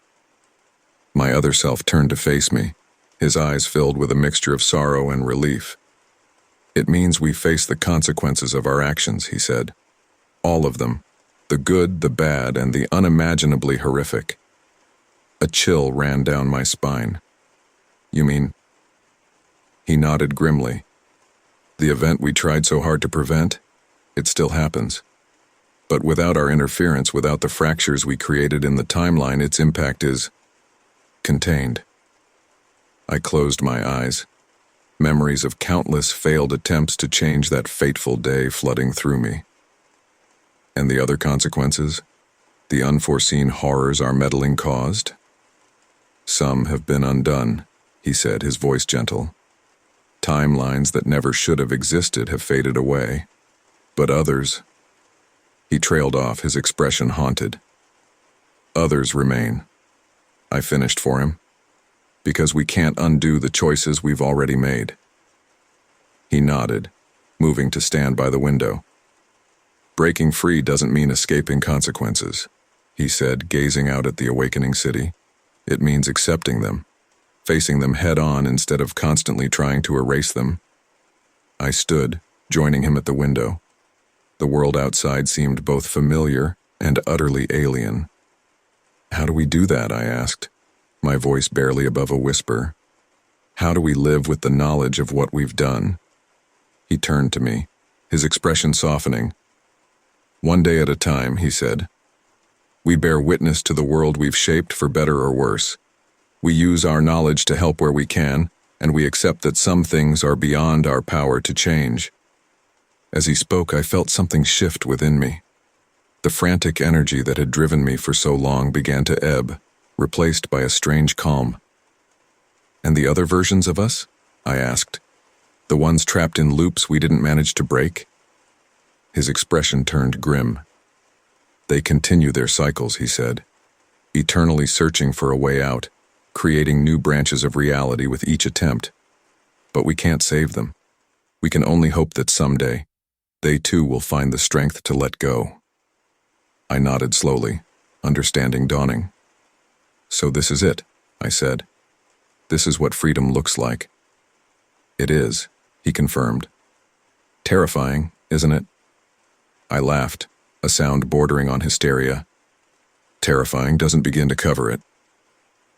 As we stood there watching the sun rise over a world forever changed by our actions, I felt the last chains of my temporal prison falling away. The future stretched out before me, uncertain and fraught with challenges but undeniably free. Are you ready? My other self asked, turning to me with a questioning look. I took a deep breath, steeling myself for whatever came next. As ready as I'll ever be, I replied. He smiled, a genuine expression that reached his eyes. Then it's time, he said, extending his hand to me. Time to step into the world we've created and face it head on. As I took his hand, I felt a surge of energy course through me. The room around us began to fade, reality itself seeming to shift and realign. Remember, his voice echoed as he too began to disappear. Breaking free doesn't mean the end of struggle. It means facing each challenge as it comes, without the crutch of temporal manipulation. I nodded, feeling both terrified and exhilarated. I understand, I said, my voice stronger than I expected. Whatever comes next, I'll face it. We'll face it. As the last vestiges of my apartment faded away, I found myself standing on a busy street corner, the same corner where, in another life, I had made the decision that set all of this in motion. But this time, I wasn't here to change anything. I was here to live, to witness, to accept. Taking a deep breath, I stepped off the curb and into the flow of pedestrians. The future, my future, our future, lay ahead, no longer bound by the chains of what if, but fraught with the terrifying freedom of what now.